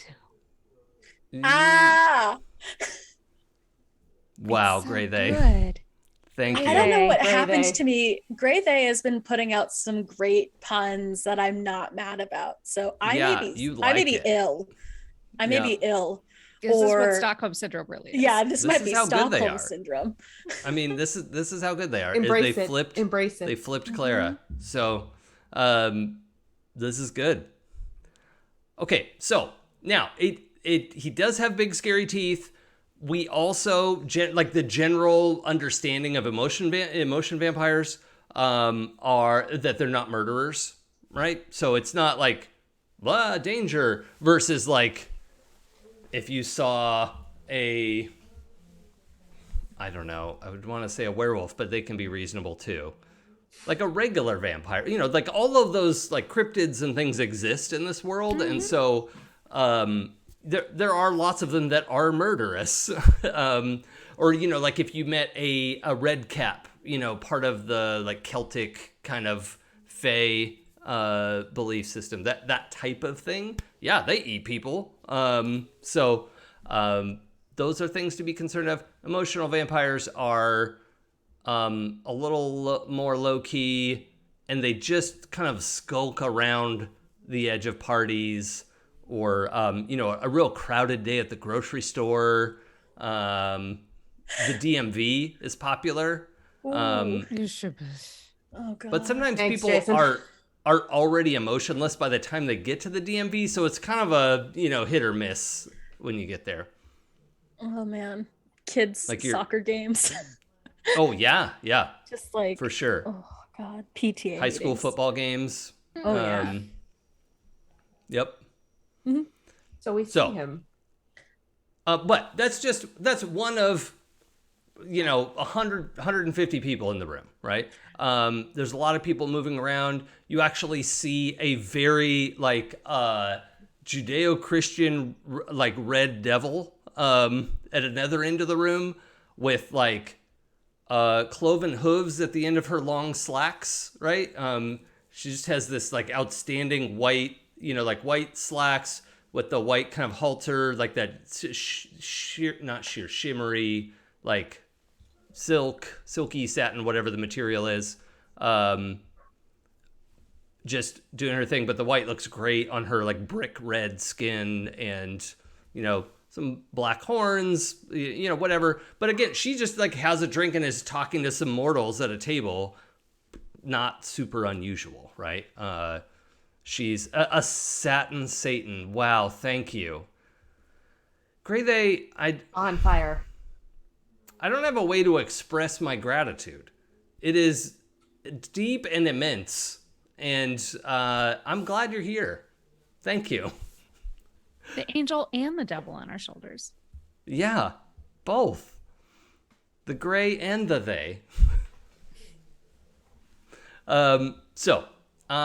That's I mainly just mentioned those not as like these are clickable items for you to deal with in the room, but as you know, you are essentially, well, you're mostly mortal, right? But you are plugged into this supernatural world, and these are things that you notice that mortals see them as people, but not anything particularly extraordinary. The demon, the devil is like, she is like probably almost 7 feet tall, but you know, the mortals probably see some like wicked heels and, you know, whatever. So, yeah. It's it's your standard Hollywood fare. Cool. But is Simon there? Wait, I just got a message somewhere. Oh, my Oh, God. I messaged you on Slack. It's not important for it. It's definitely not important. Oh, okay. That's great though. Thank you for telling me that. All right. But yeah, the crowd is, I mean, the place is full. It's probably a little over capacity. Gosh, I hope the fire marshal doesn't show up. But as you walk in, there's like a long bar on the left with a lot of mirrors, because anyone who goes here is real excited to see themselves.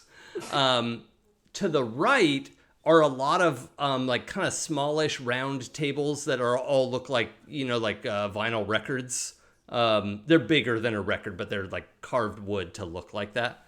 And there's no like official dance floor, right? It's not like a dance club, but it is a club. And Like a lounge. then, yeah, it's a lounge for sure. Around the edge are some like booth type things. They're not like little like 90-degree booths coming out from the wall though. They're like, you know, there's a corner table with some like cushy couches around it, and you know, just whatever the like bougiest nonsense you can think of. And All of the booths are covered in velvet, but arranged in such a way that when you move in and out of them, it's the wrong side. Now, I just have to, our ever eager captioner did say all of the boobs covered in velvet, easy to move in and out of. I hate this captioner so much. So that Okay. that really made my day, honestly. All of the booths. Yes, that it got it that time. Oh, good.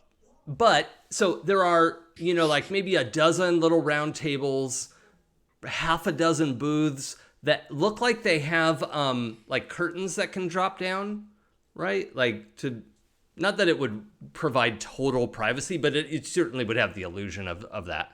And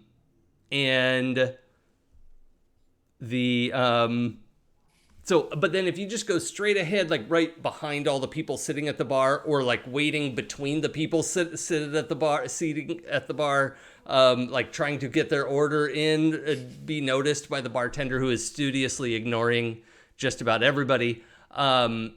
The end of the room has there's like a little stair at the back, and you can also see there's probably like bathroom doors and maybe the back exit, something like that. But here you are at the front of the lounge. All right. Well, I'm here looking for dipshit. Oh, it censored me. How cute. Oh, you can turn that off in web captioner if you want. Nah, I'm here for it. Yeah. Do you have a specific one? Because we've hit the mother load. Well, we're here to find Simon, which shouldn't be hard. His head will show up first. It's big. But I don't think I see him here. I thought you were broken up. We are. I thought you didn't like him. I don't. I just think that I think he is pulling something with his divine daddy, mommy. Never mind. Oh. I feel like Divine Daddy is a whole different thing. Yeah, that's a Phrasing, yeah. That's definitely phrasing. not that I'm uninterested, but it's different. I mean, all our parents were interested. Yeah. I'm gonna need a drink before we do anything else then. Mm-hmm. And I think Stella is gonna make a beeline for the bar. Like, this is instinct, bar, then round. To answer a question in the chat, there are, let's say, 3 single-use bathrooms. The signs over them, one of them has the molecular symbol for hydrogen, one has oxygen, and one has the alcohol molecule drawing. They're not labeled. They're just like 3 different molecular drawings that if you know chemistry, you might recognize them. Yeah, of course they're not labeled. They're not labeled. Like, What's important is that they're single use, though. Yeah. Yes. Or like single occupancy, I guess, is. Yeah. Here- Not single use. You don't have to Single use like would be real eject the different. bathroom after you use it. Not without that attitude.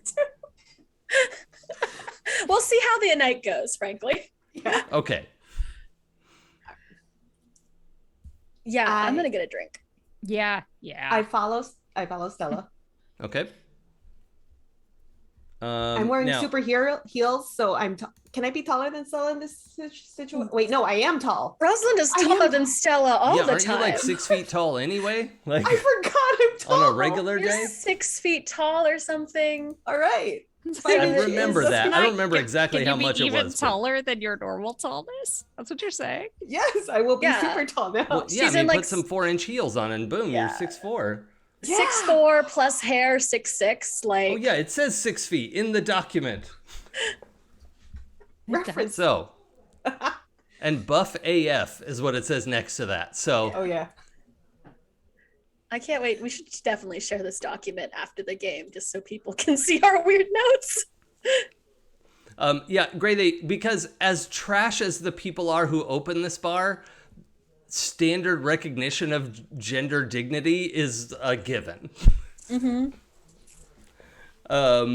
So They're trash, but not garbage. I forgot I have an ability I haven't used and I really want to tonight. We'll see.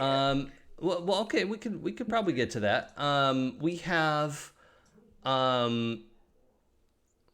so yeah, I think without the muse here, and we don't have one anyway, getting to the bar is not automatic.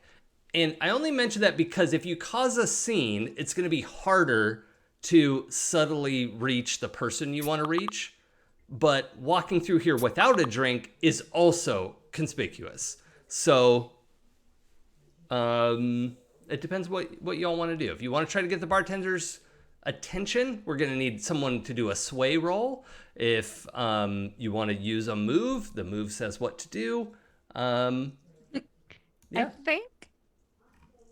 I think this is the time where I'm like, I'm never going to survive in here without alcohol. Stella's definitely never going to survive in here without alcohol.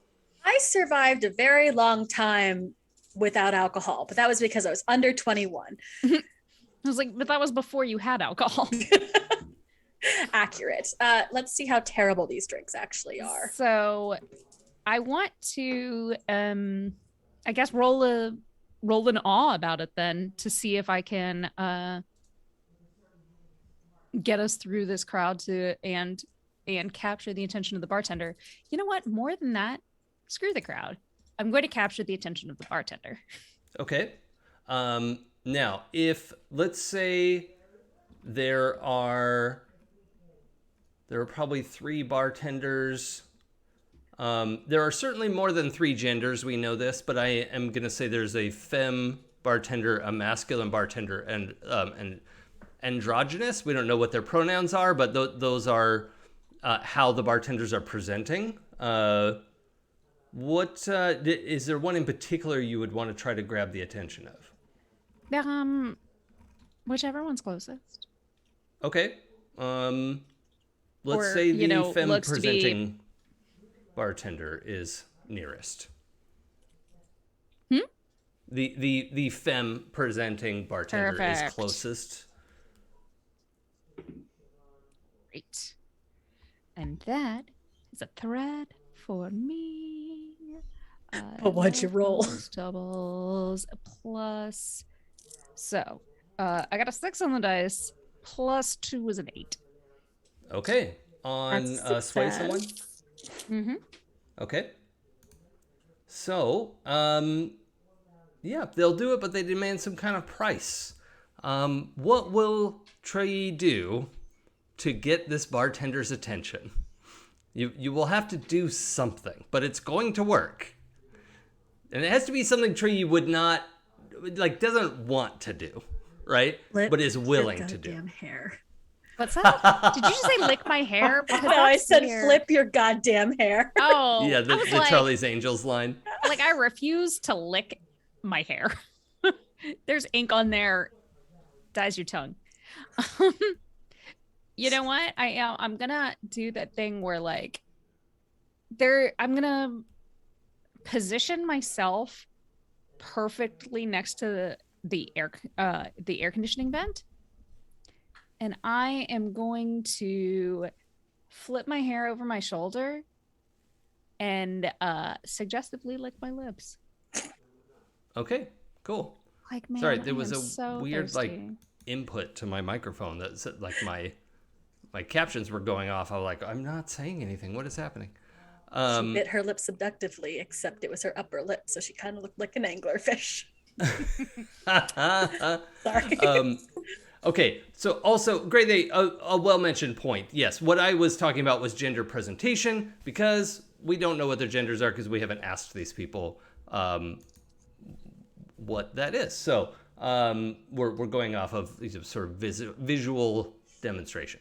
And Trey, sorry, I was distracted by my weird ass captions. Can you tell me again, what is it Trey is doing that she doesn't want to do but is willing to? I stand in front of the vent so that it catches my hair in a hair product commercial way. Yeah. As I flip it back. Salvadoon. And I do that thing where you like This- lick your lips so that someone knows It also exactly seems- how attractive your tongue is if they find that kind of thing attractive. That's what Okay. that's for. Fantastic. I'm assuming there. I read about it love in it. some books. Okay. Now, we'll say this bartender is looking for that sort of thing. And they turn to look at you. And she kind of like gestures over to like like the narrow. So when you first come in, there's like the part where you could go behind the bar, right? There's like coat check on the left. And then a little cutaway that is not really where y'all are supposed to go, right? Because that's how like the bar back gets in and whatever. But they wave you over and you can see she has a name tag that says Chloe and it says she, her under it. And let's say, medium tall, like a 5'8" blonde white woman, kind of built like Rosalinda, but 4 inches shorter. So it definitely lifts, right? But has, very like feminine makeup style, and her, her bar outfit is, whatever. She's working it. Yeah. Okay. So I'm gonna, do that thing where you rest both your forearms on the bar and bend over and kind of like kick one foot like up a little bit, like so you're resting like on your heels. Yep. And order my drinks. Plural. Excellent. Yeah, and you can tell like you have sway someone is not mind control. That is yucky and it's not a thing in Demigods, but it is wielding your awe, right? And she is impressed. So she is very interested in your order, doesn't write anything down, but like keeps eye contact as you're talking, like flits away a couple times to make sure, you can tell she's mentally checking off like, yes, I have all of these things. Yes, I can make those drinks. And then she asks like, you don't want any oxygen boosters with them? We'll save that for later. And I'm gonna just turn side to side to check in to make sure that none of us want fucking oxygen boosters. No, I want vodka. Exactly. Actually, I'd like one. Okay, they were so cool. Rosalinda will have an oxygen booster in hers. Okay, so then she asks you which citrus fruit oxygen booster you want. The mandarin oranges place? Yep. Yeah, they have every citrus flavored oxygen. Yuzu oxygen. I was just, my first thought was yuzu. What's that? Oh, we both thought yuzu. Oh, yeah. And Oh, The God, captioner yuzu does is not rad. understand what yuzu is. Nope. Yeah, good luck with that, captioner. Yuzu. I have literally There we go. We got it in there. myself with a pillow on All my right. chair. Oh, the Pray they salmon know. flavor one. No, Ugh. Loxygen is good, but no. No. There's that. We Mm-mm, found the limit. mm-mm. If you're from There. Okay. I guess my headphones are dying, in fact. Womp no. womp. All right, hold on. I gotta mute myself while I fix this. if you pair the Loxygen with a bagel oxygen boost, then you get You could do a Loxygen and like a capers one. And then like, I hate that I'm brainstorming this while we fill time It's for Jason. it's their brunch special where one of them is Loxygen and one of them is a hollandaise for Oxygen Ooh. Benedict. I Oh, hate yeah. it. Yeah. Hate it. Okay, let's Let's. Yep. We. We're I all hate that I mad, thought of this. and we all have a very clear idea of what's happening here. Also, I should say this bartender is a pro, right? Like she offered oxygen shots without sneering, but Trey, Stella, you could tell, judgment of 3, that I like to believe that I could see it in her eyes just because we have not broken eye contact. Yeah, you've connected. Yeah. The two of you see Rosalinda's unfamiliar with general body language and facial expression, which is fine, but it's not something I don't think Linda would pick up on. She's getting her phone out to take a picture of it. I have regularly seen the light die in people's eyes. Yes. So Stella, you see the relief when you're saying like, no, I don't want, like, it's just like pupil dilation, right? But you know what's happening. And then Rosalinda's like, well, actually, I would like the Mandarin orange one. And the like just tiniest flicker of like no outward sign of judgment, but Stella, you know. It's the subtle, like almost imperceptible sigh. Yeah. Just a little flicker of something at the corner of the eye. Because, and the only reason it's there is because she had a flicker of hope. Yep. There was hope and I watched it die. That these lovely 3 people who just came in were cool. And one of them is not.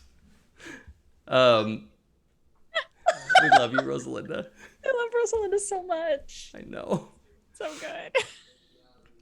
Okay, so. Yeah, Foxmoto, anyone who's worked in retail has lost that light. Yes, I've been there. That's why I know how to describe it. Yeah. Or service in general. Yeah. Yeah. If you've worked the 11 p.m. to 7 a.m. shift at a Kinko's, you know what I'm talking about. Mm-hmm. How dare you? So, all right. You've Trey, worked that 4 a.m. Rose Bowl shift at the diner. Trey, you get your drinks. She actually gives you a little, it's like the tray that a wait person would take, right? But you just like, Chloe puts the 3 drinks on the tray, each on their own little napkin. And you can see under your drink, the napkin has something written on it. Okay. If these aren't digits, I'm going to be sad. They are, in fact, digits. Okay. I'm going to, fold that napkin up and put it in my non-existent pockets. You mean I your have bra? magicked these pockets into existence because Lord knows that outfit wouldn't have originally had them. Oh, yeah. I mean, you can have, a pot or a clutch or whatever, whatever. It's your outfit. You decide. You have a bra. Do I have a... No. I mean, that's not a given. Never mind. Why would I have a torture device on? Valid. Okay, so we have drinks. We have essentially your passage. You are now able to part the sea of this club, in that you can now pass through as normal people. Your disguises are intact, and what do you want to do? So the stairs at the end, there is a little like very thin golden rope. Well, I think the overall color scheme of this place is a baby blue, because I think that's the most offensive, kind of like a little lighter than the color of my sweater here. And Because of the oxygen thing. It's like, Yeah. yeah. Just washes everyone out. Light and airy, They look which is weird pallid. for a club you're supposed to go to at night. Yeah. Baby blue. Could It's a lot of choices. let's work this. Did we name it? No. No, he didn't. Sky bar, air bar, something like that. What is There's Puce? something there. Mile High Club. Ooh. Mm. I know that's it All the because of how implications. angry I am right now. Oh yeah. Rosalinda, what did you say? No, just I am agreeing. I am agreeing. It's all the entendres right there. It's like Mile High, and there's this weird airplane kind of theme. Yeah. Like, It's a little subtle because they don't want kitsch, right? They're not, Mhm. you know. is it Mile High, but high is like hydrogen? Is that too far? Have I gone too far? Yeah, I think that gets Yeah. cutesy, you know? That's true. Like when you're going to put it in a press release or whatever. No, they're trying to be gross. yeah. Well, not gross, but they're trying to be sexy, and it's not working for them. Yeah. I mean, it's working for some people. But yeah, I am writing down Mile High Club. Blame Clara. You're welcome. Does this count as a pun? Yeah. Yes. Oh no. Yeah. Oh, it 100% does. Yeah, The you conversion punned, has- Clara. And then you tried to double down with the hydrogen. I did. Mm-hmm. Welcome.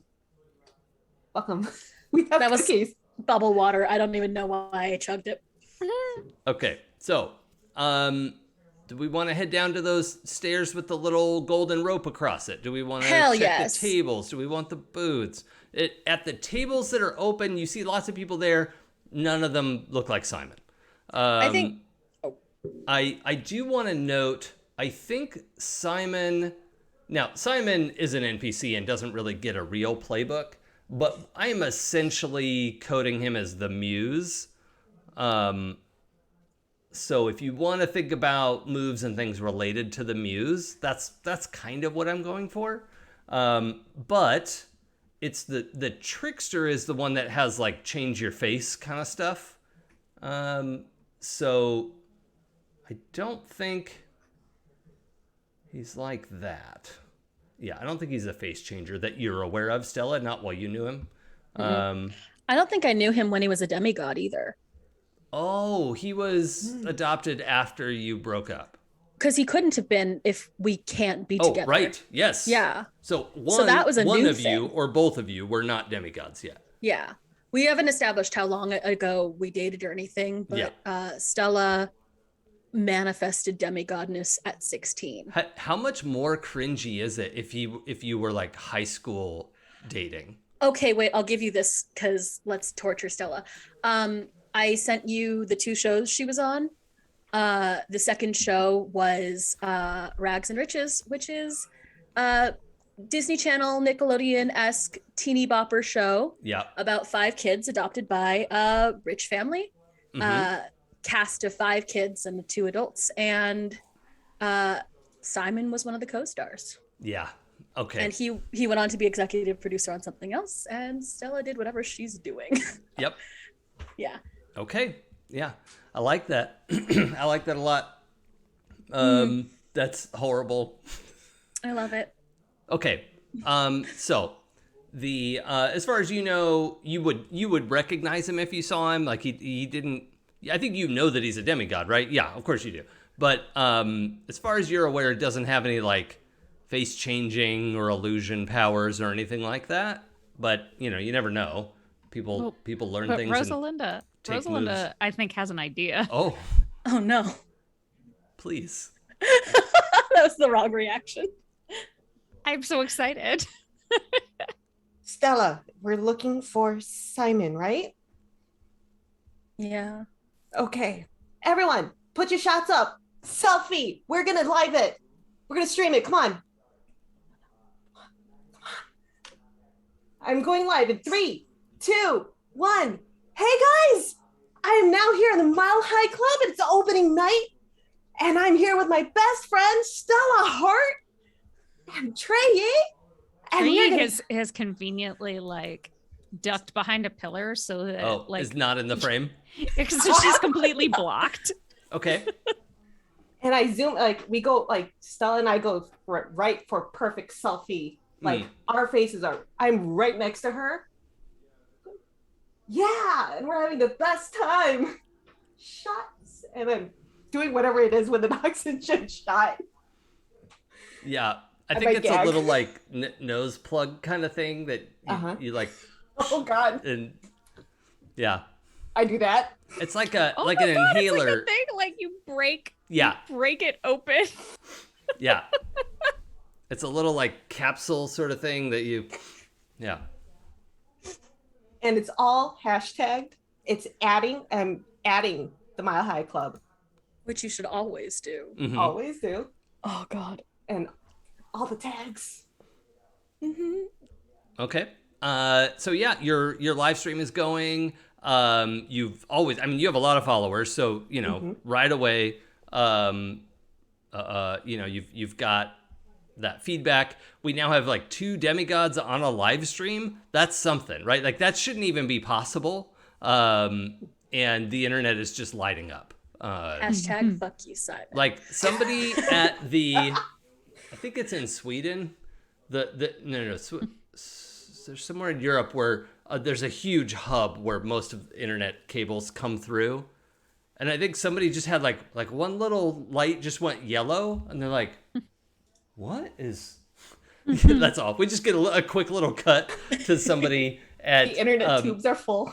yeah, of like like the first degree of a warning light of like, what? Something's happening. It's like, you know, Homer at the nuclear power plant, right? It's like, good luck doing anything about it. Yeah, Stella, what's your part in this live stream? Can you turn it on and switch to performer mode? Honestly, I think she can. It's just one of those things that you don't like to do. I think actually she's on a mission. As we've established, her regular mode is very like chill. But she definitely like she's doing what she's supposed to, what her godly aspect like wants her to do. She's hunting somebody down. She's gonna judge the crap out of them. Like she kind of like once the Rosalinda turns on that camera, she's like, oh, okay. So like there's like a cringe and then like a switch flips and she's like, your filter goes up. That filter goes up. Yeah. Yeah, I love it. It's a little good man goes to war-y though. Like you kind of know something's going down. Yeah, so we just have double, you know, 1,000,000-watt smiles going into the stream. And let's see, Clara and Stella and Rosalinda. I'm just looking up something here real quick. I love the idea that y'all are like face tuned to be within an inch of your lives. Oh yeah. We don't need Facetune. But it's up there just in case. It is there just in case, but we do not need Yeah, Facetune. like you turn on Facetune and nothing changes. Facetune of the gods, excuse you. Yeah, exactly. Okay. Oh my god, tactic.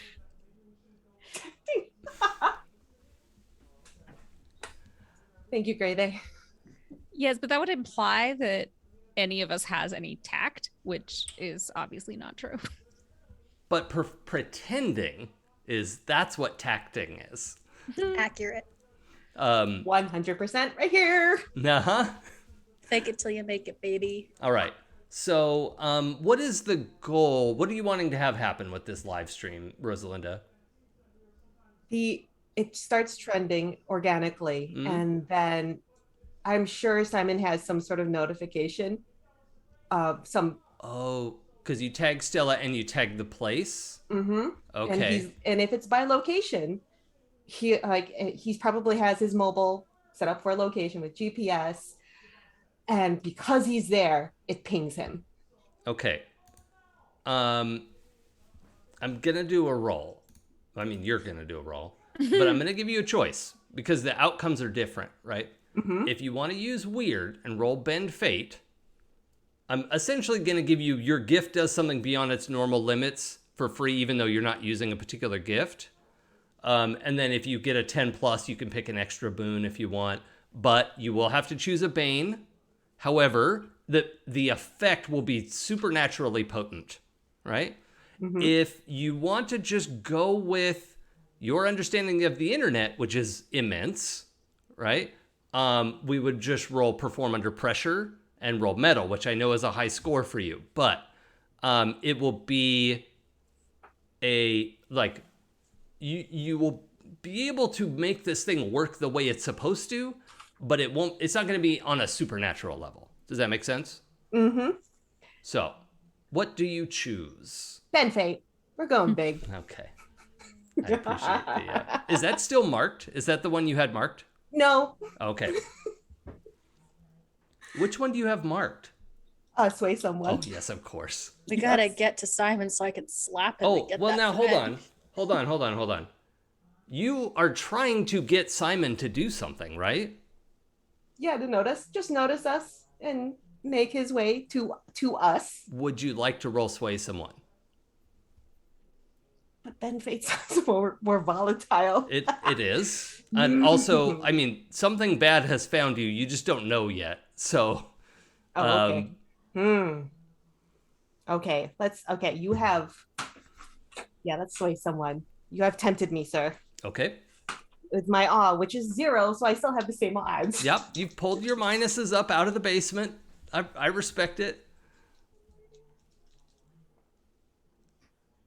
Someone help me. I have a 1 and a 5, so that's a 6. Okay. And I Stella, have you're in a position to provide aid, yes. But now will. keep in mind, Stella, you are providing aid to lure Simon Simmons. Yeah, it's gross. Super doing it though. Okay. So that would mean you are willing to, let's say, like, make that facial expression he liked. Actually, the thing you did from the show, right? Like your character had this like character, like whatever sort of catch thing was.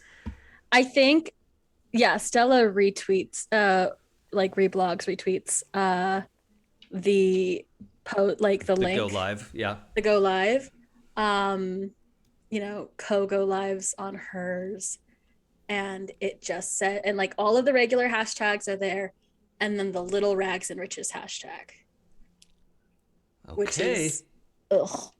Which Stella genuinely does not like talking about. Yeah. That has been established. Okay, I respect it. If you'd like to roll provide aid with Fate's favor, I'm open to that. Hell yes. Having opened yourself to that level of psychic feedback, I think is fair. Oh yeah. You ever talk about the shit you did when you were in your preteens? That is a 6 and a 5. Holy shit. Hold on. Wait. Fate's favor? That's a 1. Okay. Okay. So 11. Plus the number of tangles you have is going to be more. So.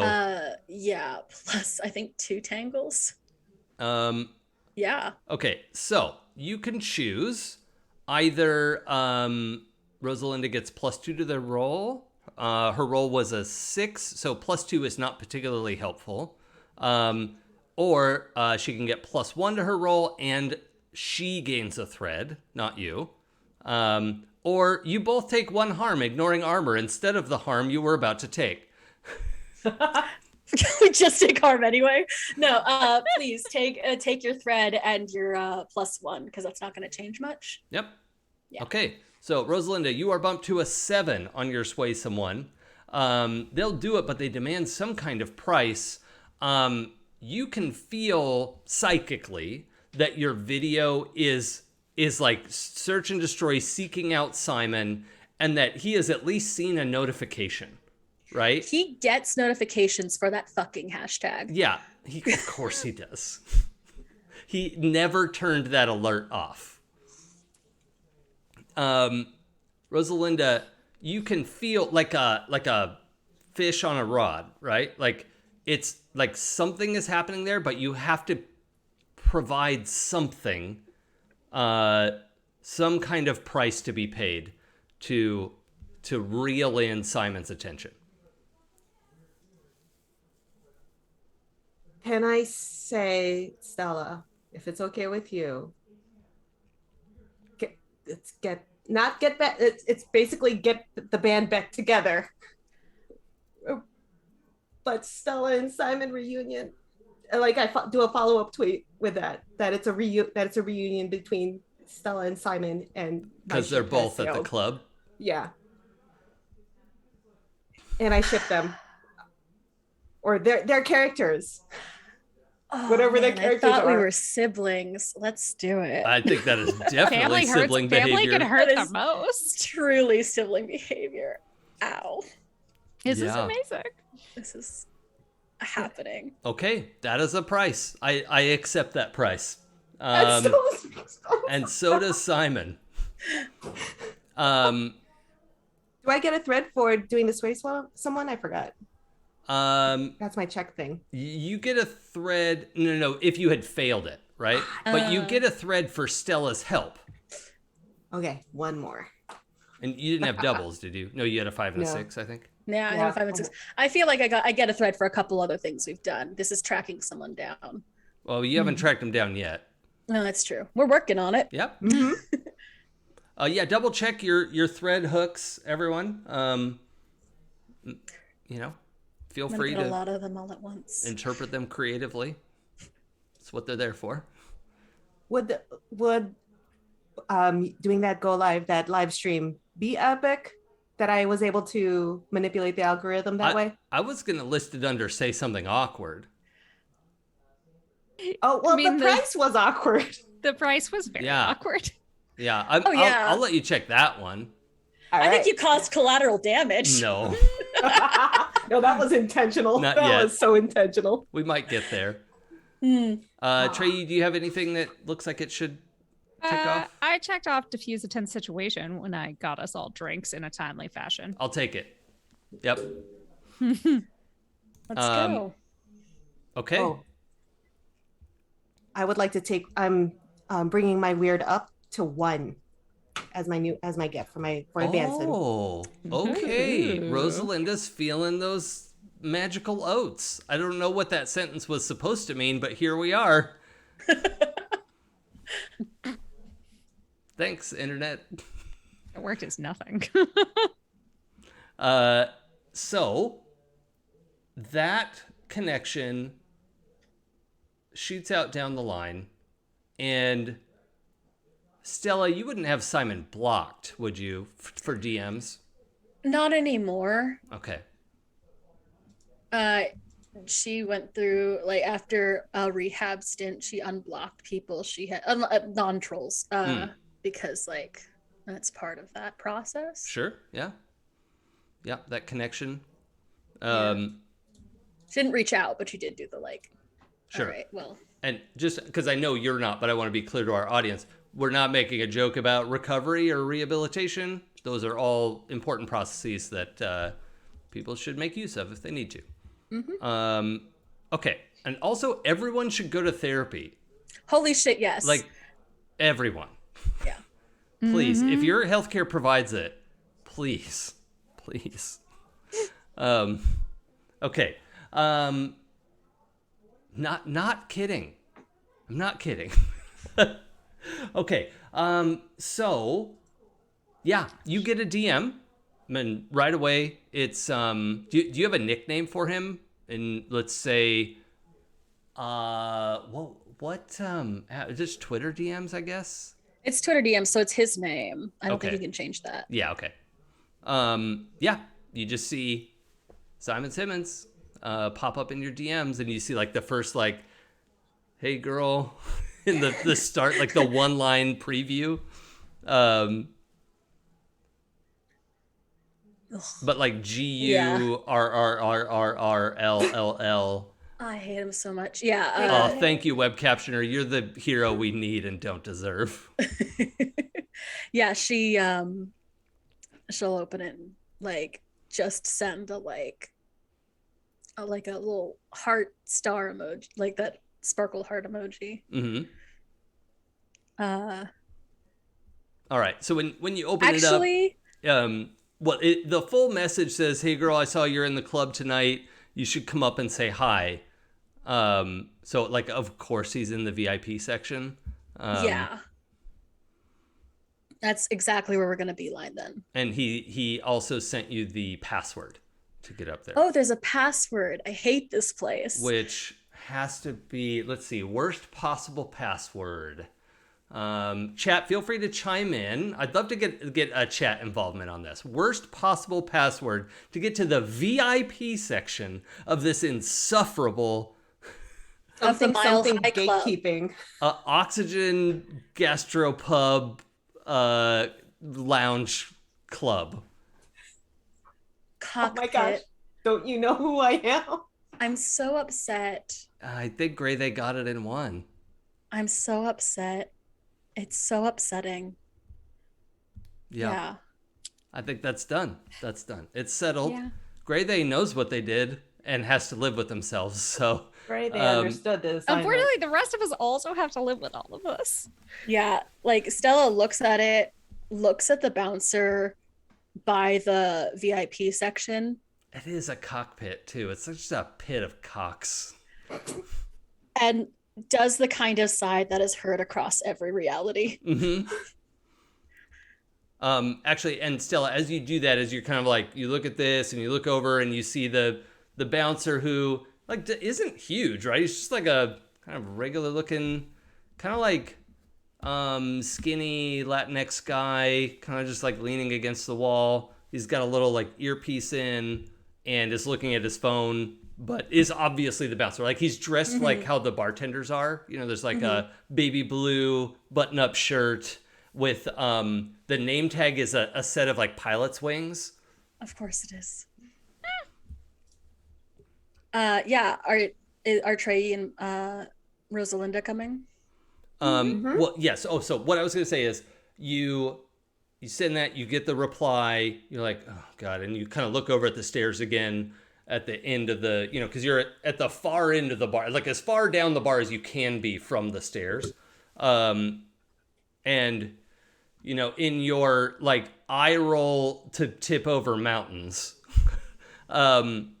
you kind of look back at the sort of like side entrance to get behind the bar and presumably some like bar office, you know, or maybe the staff bathroom or, you know, whatever is back there.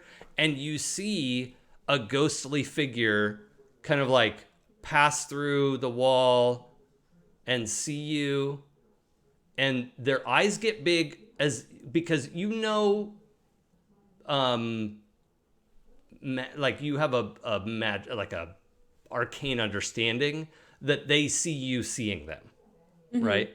They're so used to being ignored that they see that, and then you see them sort of like reach out to you. It's this woman in like kind of 1920, yeah, like a flapper dress, kind of, with the bob haircut, and from the waist down is mostly just mist, so you're not totally sure what's going on there. But she sees you and like looks like she's about to say something, and then like a almost like a vaudeville hook, right? Like moves her waist first and back, but through the wall, presumably into whatever office area is back there, the opposite direction from where you're supposed to go to get into the cockpit.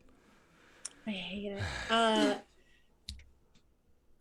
I think breaking through that like influencer mode, y'all, like everyone else would see Stella do the cat thing that she does every once in a while where she stares at a corner. like, yes, the corner where nothing is there except Stella's doing the look. You know the meme of the person who's looking at their like the cartoon of like, who's my dumb woobly boobly staring at nothing in the corner, and there's just the next panel is this like horrible demon in the corner, like, it's just you and me, Sprinkles. Exactly. Damn it, I want to deal with that. We have a mission. That sounds like future Stella's problem, and future Stella, she looks over her shoulder to like make sure future Stella doesn't show up. Not yet. I haven't gone back in time to tell me not to do it, so I think we're okay for now. We have to find Simon. Okay. You know, you also have your Oracle ability available to you as well. I can. I don't know how I would use it for this beyond peeking in on what happened here, that there would be a 1920s person. Fuck. Okay. Yeah. I mean, LA was a thing in the 1920s. Yeah. Stella, in that case, Stella would run to the bathroom because I'm not doing this in public. for a lot of reasons. Okay, so but that is like all the way down the bar, past the stairs that you're supposed to go up, but then there's those 3 single occupancy bathrooms. She like turns to Treggy and Rosalinda and says, I gotta do a thing. I will be right back, and runs to the bathroom. Okay, which one? The hydrogen one? Okay. The one that is open. Yeah. You get in there and there are these, there's like this stylized, it's not wallpaper, it's like a mural of like airships. You know, nothing's ever gone wrong with hydrogen-filled airships. So Nope. I'm trying to think of a way that she can do, or she can use this ability. I'm gonna roll for it, obviously. you want to roll Oracle? Yeah. Okay. She spills a drink on the floor. Okay. Yeah, you get in the bathroom, close it, lock it. Or are you bringing either of your friends with you into the bathroom, or? I assume you guys want to come. Like, are you following? If she does that, It's your That's option. like, Yeah, I think like if it's like, hey, I have to do a thing, it's like, oh yeah, we all go together because mhm, Yeah, we're that's women the at a fucking club. rule. we're femme presenting people at a club and Mhm. it's expected. So it's Mhm. more blending in. Yeah, it's not a weird thing for y'all to go No. in together. It's just, yeah. well, it's gonna get weird. Yeah, no. Okay. Drags her friends in the club and just hasn't explained anything. Just dumps her drink on the floor. Okay. That's 2d6 for Oracle. But first you need to tell me what you're hoping to find out. I need to. LA's been around for a while. Hollywood's been around for a while. There is a ghost here who was dragged off before I could do anything about it. Okay. I want to know where she's from. Now, before we get into it, Oracle normally it says the near future or recent past, Oh, boo. which is not something I'm unopposed to. If you want to stretch further than that, I would want Fate's Disfavor. I'll take or Fate's Disfavor on this. I'm open to other suggestions. I will take Fate's Disfavor, or I will take Harm if you'll let me take that. Would you rather take harm? I always will. I'll It would always be take Harm. It would be 2 harm in this case. Yeah. Okay. I'll take 2 Harm. It's thematically a good trade-off for Stella. Yeah. What does that look like? Bloody nose, bleeding eyes. What's a It's just I want a good like film representation of what's happening to Stella. Oh, no, for sure. I was trying to decide how well, because her Oracle mode is already kind of a gross looking person. Here's a suggestion. What if we see the most horrible thing that could happen to a woman in Hollywood? You age a little bit, like crow's feet, wrinkles, you know, like you're not permanently aged, but like this harm that is happening to you is your body just sort of like rapidly aging a little bit. Yeah. She definitely looks way dehydrated for a little longer than she should. Yeah. Oh, that's so sad. Yeah, I'll take it. Okay. Yeah. We just see you get a little bit older. Am I rolling with Fate's Disfavor still? No, you took the harm. All right, let's go. That's a 13. Okay, yeah, that's going to be good. The vision is mostly clear and gives insightful direction. You can take a +1 ongoing when following the sign. So that means like to keep going until the situation is resolved. Okay, so make a note on your character sheet somewhere because that and you want to know what's happening here. So this building, you throw your mind back and you feel this like, you know, moving back beyond a few days is like that's the normal way. But hold on.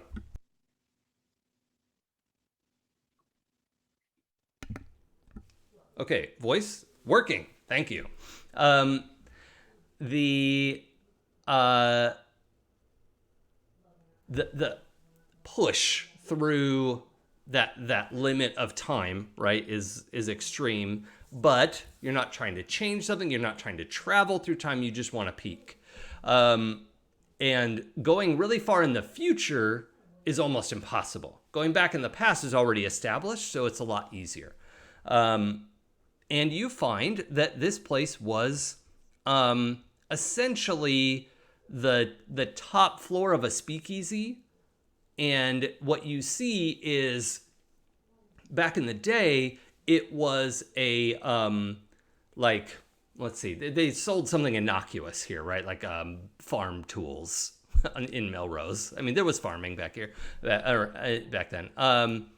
You know, so it's like a small hardware store, and the upstairs area was just a very basic office. There's no bar here, right? It's all just like shop with a register to pay. And but one of the things you see is somebody heading downstairs from behind approximately where the bar would be, or back where that office was that's here now. That's just a big open space back in time. Okay, so they've added walls and things to like partition off the space.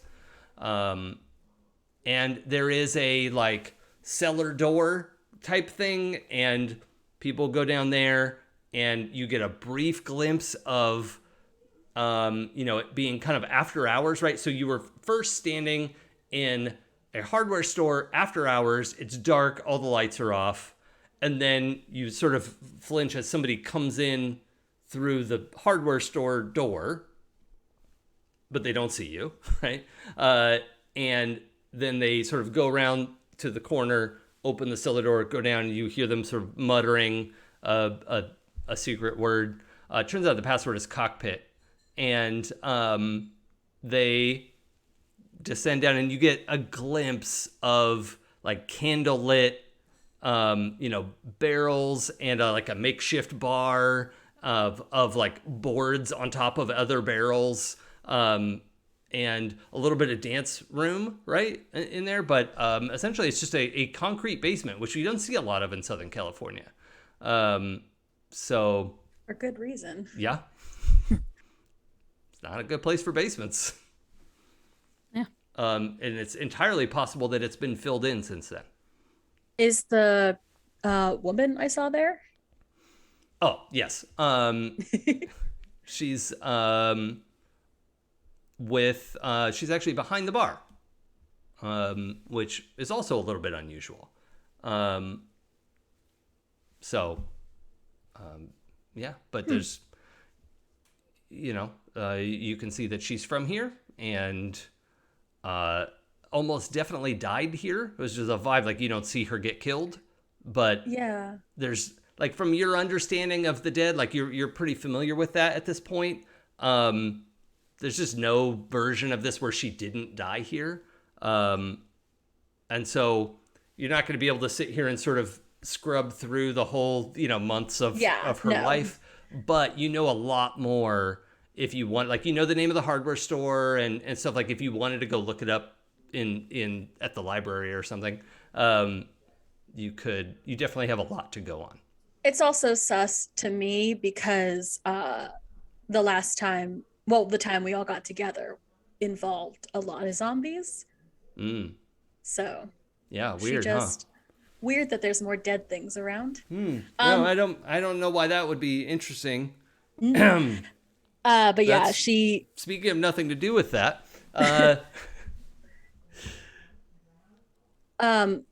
coming out of it again, she like has spilled a drink on the floor because that's where she's reading this shit.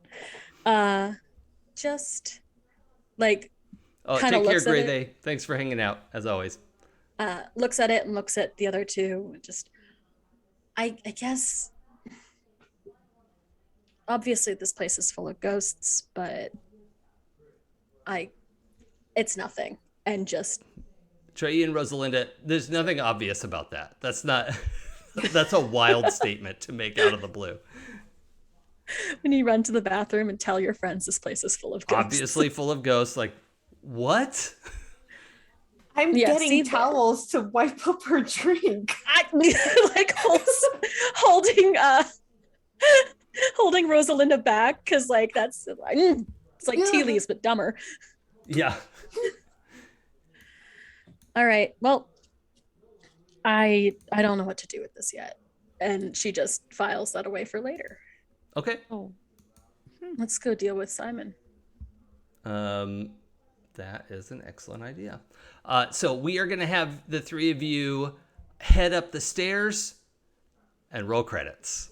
Cool. I like to make sure we're out of here on time. And also our friends over at Q Times are loading up. So I want to make sure we make it over there for their show. So thank you everyone so much for joining us. My name's Jason. The channel is It's Probably Okay. I'll say a little bit more about that in a moment.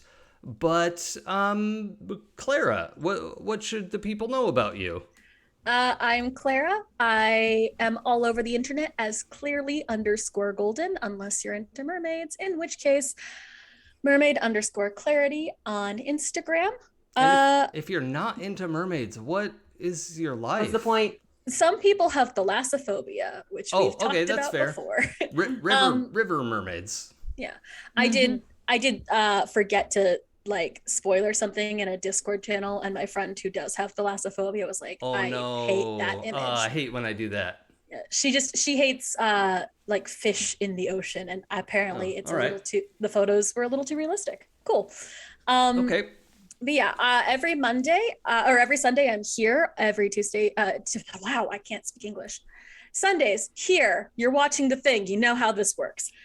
Mondays over on Happy Jack's RPG podcast, playing something like Traveler-ish, not really.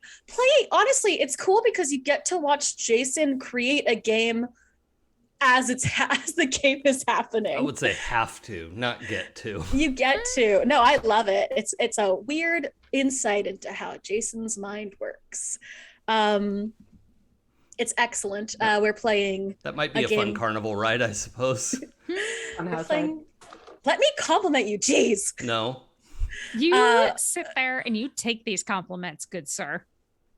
Yes. Carry on. We got to get out of here. A show called The Drop. Oh my gosh. And then every once in a while, on a Thursday that I will tweet out, I am over on Life Action Roleplay playing Tian, an angel who is doing her best after, I think she got laid off from Heaven. A lot of things happened, and that show is Purgatory I've Cafe. been meaning to check this out. Where do I go to watch that? That in particular, I've been wanting to check.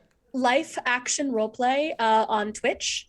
Ryan Omega is just an excellent GM and a creative spirit. And currently Tian has a single mission, which is save one fuckboy. Oh. And it's happening. So yeah, that's me. You can always find out what I'm doing on Twitter when I remember to tweet it. Yeah. Someone else talk. Okay. Pooja. Hello, I am Pooja. You can find me on Twitter at LADC Girl. That's LADESI Girl. And pretty much all the other socials is Forgotten Saves. If you want to hear me do more roleplay fun times, you can sometimes find me on Happy Jack's RPG and also on 12-Sided Stories. This past week and next week, my my Halloween special, an actual play of Brindlewood Bay in which old lady self-murders is on the podcast, and I GM'd it, so that's a whole thing. And you can also find me coming up on a couple of episodes of Utopia. I'll be playing Bluebeard's Bride. Yes. Awesome. And Minerva. Hey guys, I am Minerva. You can find me on the social medias at blue_troller. On Tuesdays and Thursdays, I do live streaming of the arts and making the arts on some creative owned projects, as well as just random stuff to pass the time. And then on Saturday, this coming Saturday, finally I can say it, we are doing a drink and draw where you can watch me get drunk and do the when arts. is this? This is this Saturday. This Saturday? This coming Aggressively entertaining, folks. I've only gotten to be at one of these so far, and I'm making time this week. I need to make time for this. Yeah, and for once in a blue moon, I actually get inspiration to do fan artwork on APs, and I'm doing a fan artwork of the Bluebeard's Bride actual play from 12 Sided Stories because it was so gross and I loved it and I wanted to do something about it because it's gross. We'll do that. And finally, I am doing a giveaway that coming Saturday during that live stream, during that drink and draw. Producer son, Fox Moto Photo, is totally going to be admitting that because I won't have the capabilities to do so. But what I'm going to be giving away is this bad boy sticker. One of these copies of Super State. It's a gigantic, chunky, huge face for size comic anthology by Z2 Comics. One of my comics is in here. And for reference, y'all, Minerva is 7 feet tall, so that book is enormous. 6'4" with heels, yeah. So I will be giving this copy away. It's heavy, so Media Mail is going to be a wonderful postage saver for this. Hopefully, if you're in the U.S. and you're the one who wins it. So to enter, like or not subscribe, follow my channel, Blue_Troller. Are friends allowed to enter the contest? Yes, unfortunately, yes, Jason, you still have a chance. And just be present at I think I actually already ordered a copy of that book. But did you get the big one? All you have to. The remember. important thing here is that you have to show up to the drink and draw on Saturday at. And follow. What time? 9 p.m. Central Standard Time, which is 7 p.m. For us. Pacific Time. Okay. You can do that. Dang it! I'm supposed to be somewhere at 7 on Saturday. Ah. I'll figure. I'll just have my phone for open while customers. I'm doing other stuff. Yeah. Yeah. Yeah, but yeah. One of Tell them these I'm days. watching the game. Whatever. What game? The sports one. Yeah, the sports game. Anything else, Minerva? Nope, that's it. Okay. Boom. So again, thank you everyone. As was mentioned, I'm streaming here on Sundays and Fridays with my friend Sam Delev. On Fridays, we do 2-player games and generally just have a very chill exploration day, fun stuff. And Sunday nights, we're here doing this from 2 to 5 p.m. If you're listening to this later, live or later, you're only 2 options. And Monday nights, as mentioned, I'm over at Happy Jacks RPG running The Drop. So thank you everyone so much for joining us. I'm going to press this raid button here. I hope you'll head on over to Q Times and say hi from us. And until next time, take care. See you soon. Bye. Bye. Bye.